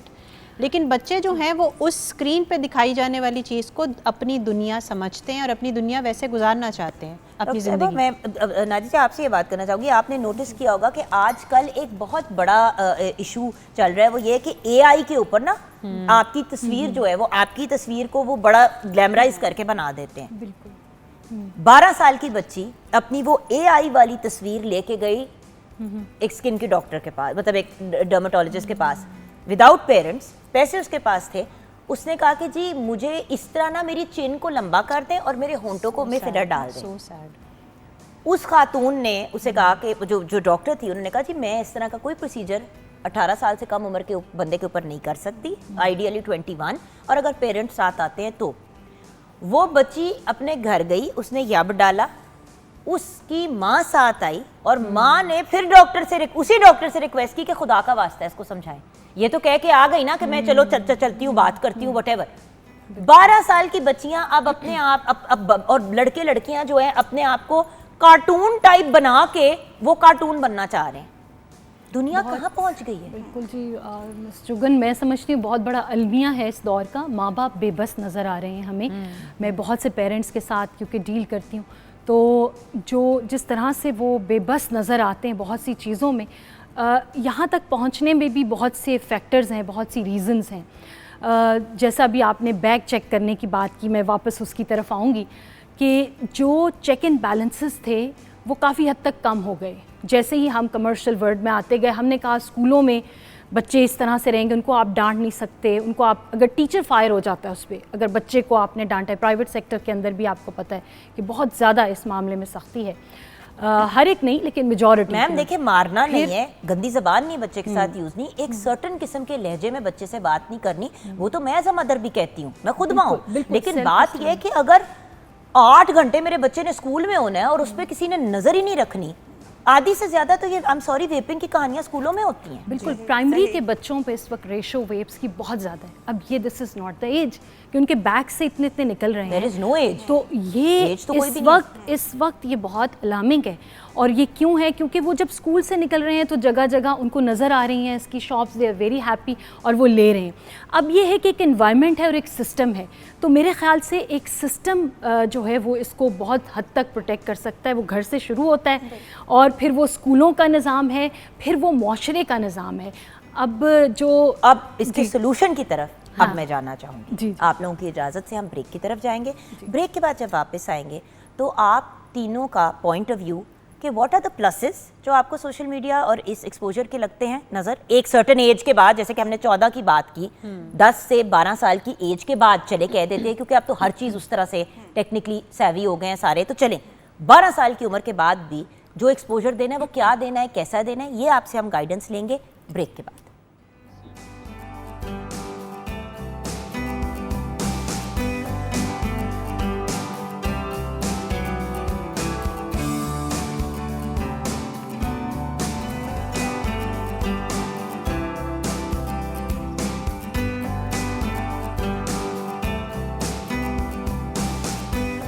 Welcome back from the break viewers. The brilliant chef Tayyaba जो हमारा चुपके से काम करती रहती हैं, हम जब भी किसी टॉपिक पे बात करते हैं वो उसी से रिलेटेड कोई ना चीज़ किचन में तैयार करती हैं। जैसे कि हम बात कर रहे थे कि भाई खिलाना ही है बच्चों को फास्ट फूड टाइप चीज़, तो घर पे भी बना सकते हेल्दी हैं। बनाए और जी घर पे मैम। बनाएं। जी व्यूअर्स, शॉर्मा जो है वो बिल्कुल रेडी है। इसके लिए मैं एक चीज़ आपको बताऊं कि आप अगर थोड़ा बहुत बेक कर लेते हैं घर में तो प्लीज़ ये पीता ब्रेड जो है इसको घर में बनाइए, मायोनीज़ घर में बनाइए, तो देखें ये और मज़ीद हेल्दी हो जाएगा और किड्स भी जो हैं वो आपके बच्चे बहुत एंजॉय करेंगे, ज़रूर ट्राई कीजिएगा। Thank Thank you you. Thank you Tayyaba ji. And finally देखिए, जब भी हम अपने किसी भी टॉपिक की कंक्लूजन की देखें, ये जो इश्यूज़ हैं ये तो हमने सिर्फ टच अपॉन किए हैं। दिमाग की एक्टिविटी, बच्चों के अंदर लर्निंग डिसेबिलिटीज़ हो जाती हैं, लर्निंग डिसऑर्डर्स हो जाते हैं, उसके साथ साथ फिर बच्चों के अंदर अनरियलिस्टिक मैंने ऐसे लगना है, फिर वो अजीबोगरीब दवाइयाँ लेनी शुरू कर देते, तो ये सारी चीज़ें हमें पता है, अब ये हमने डिस्कस कर ली। मुझे आप बताइए कि कोई अच्छी चीज़ भी है इसमें और किस डगर अपने बच्चों को लगाएं। जी मैम। जिस तरह हर चीज़ का फ़ायदा और नुकसान है, तो डेफिनेटली गैजेट्स का भी, सोशल मीडिया का भी फ़ायदा नुकसान है। और उसका सबसे बड़ा फ़ायदा आप ऑलरेडी मेंशन कर चुकी हैं कि तालीम को फैलाने में और कोई भी लर्निंग और स्किल में, या जो बहुत लोग दूर रह रहे होते हैं आपस में रिश्तेदारों को कनेक्ट करने में, एक बूढ़े माँ बाप हैं, जवान बच्चे बाहर सेटल हो गए हैं, सो इस तरह के कनेक्शन और बॉन्डिंग में तो डेफिनेटली बहुत फ़ायदेमंद है। अब रही बात दूसरी कि क्या इसमें हम इतने ही इंग्रॉस हो जाएं कि हमारे अपने बिहेवियर इश्यूज़ और पर्सनालिटी इश्यूज़ डेवलप हो जाएं, तो डेफिनेटली नुकसानात ज़्यादा हैं। पाबंदी हम उस तरह से नहीं कर पा रहे हैं, ना स्कूलों में ना घरों में, तो आई थिंक अवेयरनेस जगाना, बच्चों को इस बात का एहसास दिलाना कि कितना फ़ायदा है और क्या नुकसान है और आपको किस हद तक, बिकॉज बच्चों पे आप फोर्स नहीं कर सकते, तो उनको इस बात की अवेयरनेस। और जब मैं अवेयरनेस की बात करती हूँ ना जोगिम, तो मुझे एज अ मदर हमेशा यही बात समझ में आई है कि बच्चे वो नहीं करते जो आप उनसे कहते हैं, बच्चे हमेशा वो करते हैं जो वो आपको करते हुए देखते हैं। तो और वो नेपोलियन का जो कोट है, एक मेरा बहुत ही पर्सनल फेवरेट, आप मुझे अच्छी माएँ दें, मैं आपको अच्छी नस्लें दे दूँगा। बड़ी खूबसूरत बात आपने की, और वही वाली बात है ना व्यूअर्स, बच्चों से आपने बात करनी है, खुद अपने सोशल मीडिया का खेड़ा नहीं आपने एक सेकंड के लिए छोड़ना, खाने पे आपने जाना है तो सबसे पहले माँ ने और फिर माँ बाप ने साथ अपना फ़ोटो सेशन करवाना है, बच्चों को आपने फोटोग्राफर बनाया हुआ है। फिर बच्चे जब वही हरकतें अपनी लाइफ में करते हैं तो हम कहते हैं यार ये क्या इनको प्रॉब्लम है, हम इस उम्र पर कर रहे हैं। भाई बच्चा स्पंज है, वो आप जो करेंगे वही सीखेगा। फिर 3 साल का जब एक बच्चा टिकटॉकर बनेगा तो फिर वो स्वाद मिट्टी पढ़ाई करेगा। जी डॉक्टर जी, मेरा स्टांस ये होगा, मैं डिफरेंट एज ग्रुप्स के हिसाब से बात करूँगी। ये बेसिकली हम पेरेंट्स ही हैं जो इस चीज़ से उसको एक्सपोज करते हैं और फिर हम उसको प्रमोट करते हैं। जैसे अभी हम कह रहे हैं कि 3 साल का बच्चा टिकटॉकर बन रहा है, तो उसको प्रमोट करने वाला या उसको इस चैनल पे लाने वाला, इस फोरम से इंट्रोड्यूस करने वाला कौन है? एक पेरेंट। अक्सर ऐसे टिकटॉकर्स भी हैं जिनकी पीछे बैक पे उनकी मदर या फादर जो हैं, they are playing their role. That means कि वो अपनी तौर पे ये शो करते हैं कि जी हम प्रोटेक्टेड हैं, प्रोटेक्टिव वे में अपने बच्चे को इंट्रोड्यूस करवा रहे हैं, लेकिन बेसिकली वो उसके इस नेगेटिव बिहेवियर को प्रमोट कर रहे हैं, जो कि उसकी अपब्रिंगिंग पे नेगेटिव इफेक्ट डालेगा। देखिए अल्टीमेटली टिकटॉक, क्योंकि मैं खुद भी टिकटॉक पे, मैं एक बात आपको बता दूं, वीडियो बनाने में 5 से 10 मिनट लगते हैं मैक्सिमम। एडिट उडिट ये वो सारी बकवास करके 20 से 25 मिनट में आप एक वीडियो लगा सकते हैं, ठीक है। तो अगर आपका बच्चा टिकटॉकर है भी और वो उससे अर्निंग भी कर रहा है और उसको फ़ायदा भी हो रहा है, मैं ये नहीं कह रही ना करें, चाइल्ड स्टार्स भी होते हैं, चाइल्ड आर्टिस्ट भी होते हैं, लेकिन फिर आपका जिस तरह हमारा हसन का टाइम है कि जी 6 o'clock के बाद आप टीवी देख सकते हैं 1 घंटे के लिए जी। अब वो 6 to 7 देखना है, 7 to 8 देखना है, फुटबॉल ये वो बटे वो 1 घंटे का उसके पास स्क्रीन टाइम है, तो उसी टैब पे खेल लें। लेकिन हर चीज़ के ऊपर हमने पेरेंटल लॉक्स लगाए हैं और फिर भी देखना पड़ता है, क्योंकि स्पाइडरमैन के नाम पे बड़ी वाहियात चीज़ें भी आ जाती हैं। बात यही है जुगन के टिकटॉक हो, कोई भी सोशल मीडिया हो, आप इसको प्रोडक्टिव वे में भी यूज़ कर सकते हैं। Instead of just dancing around on the TikTok, आप कोई ऐसा मैसेज कन्वे करने के लिए कोई सोशल इशू पे बात करते हैं, उससे रिलेटेड कंटेंट क्रिएट करें, तो वो भी एक अच्छा फोरम है जिसके थ्रू मैसेज जो अवेयरनेस का है वो दिया जा सकता है। बट स्टिल डिसिप्लिन जो है उसको हर एक जगह पे, हर एक एज ग्रुप में क्यों इतना ज़्यादा फोकस किया जाता है? बिकॉज डिसिप्लिन जो है वो ओवरऑल आपकी लाइफ को शेप करता है। तो अगर आप अपने बच्चे को भी डिसिप्लिन वे में हर चीज़ को एक्सपोज करना और उससे फ़ायदा लेना जो है वो सिखा सकते हैं, तो ये भी बता सकते हैं कि इसके नुकसानात क्या हैं। हमें किसी भी लेवल पे अपने बच्चे से कम्युनिकेशन जो है उसमें गैप नहीं आने देना चाहिए। व्हाट वी डू इज़ कि हम जब बच्चे को देखते हैं ना कि वो गलत चीज़ में पड़ा हुआ है और हम डर जाते हैं बीइंग पेरेंट कि इससे बात करेंगे तो ये कोई उल्टा सीधा कदम ना उठा ले, दिस इज़ द पॉइंट जहाँ पे हम गलती करते हैं, हम कम्युनिकेशन ब्रेक कर देते हैं अपनी। रिपीटेड वे में, जैसे हम 3 साल के बच्चे को, 4 साल के बच्चे को कोई बात बताने के लिए रिपीटेड वे में उसके साथ कम्युनिकेट करते हैं, मेरा ख्याल है एक टीनेजर के साथ ज़्यादा ज़रूरी है कि आप डिफरेंट पॉइंट्स पे, डिफरेंट टाइम फ्रेम्स में उसके साथ बात करें। अच्छा, एक बात जो डॉक्टर साहब मैंने आप लोगों से बार बार कम्युनिकेट करके, आप जैसे लोग जो हमें गाइड करते हैं, मैंने जो एक बात रियलाइज़ किया ना वो ये है कि जब बच्चा छोटा होता है ना, उसको वैसे ही सबसे लाड प्यार मिल रहा होता है, गोदियों में चढ़ रहा होता है, और उस वक्त हम लोग सारी अपनी स्ट्रिक्टनेस और सारे जो अपने ज़ोर ज़बर होते हैं वो सेव कर लेते हैं।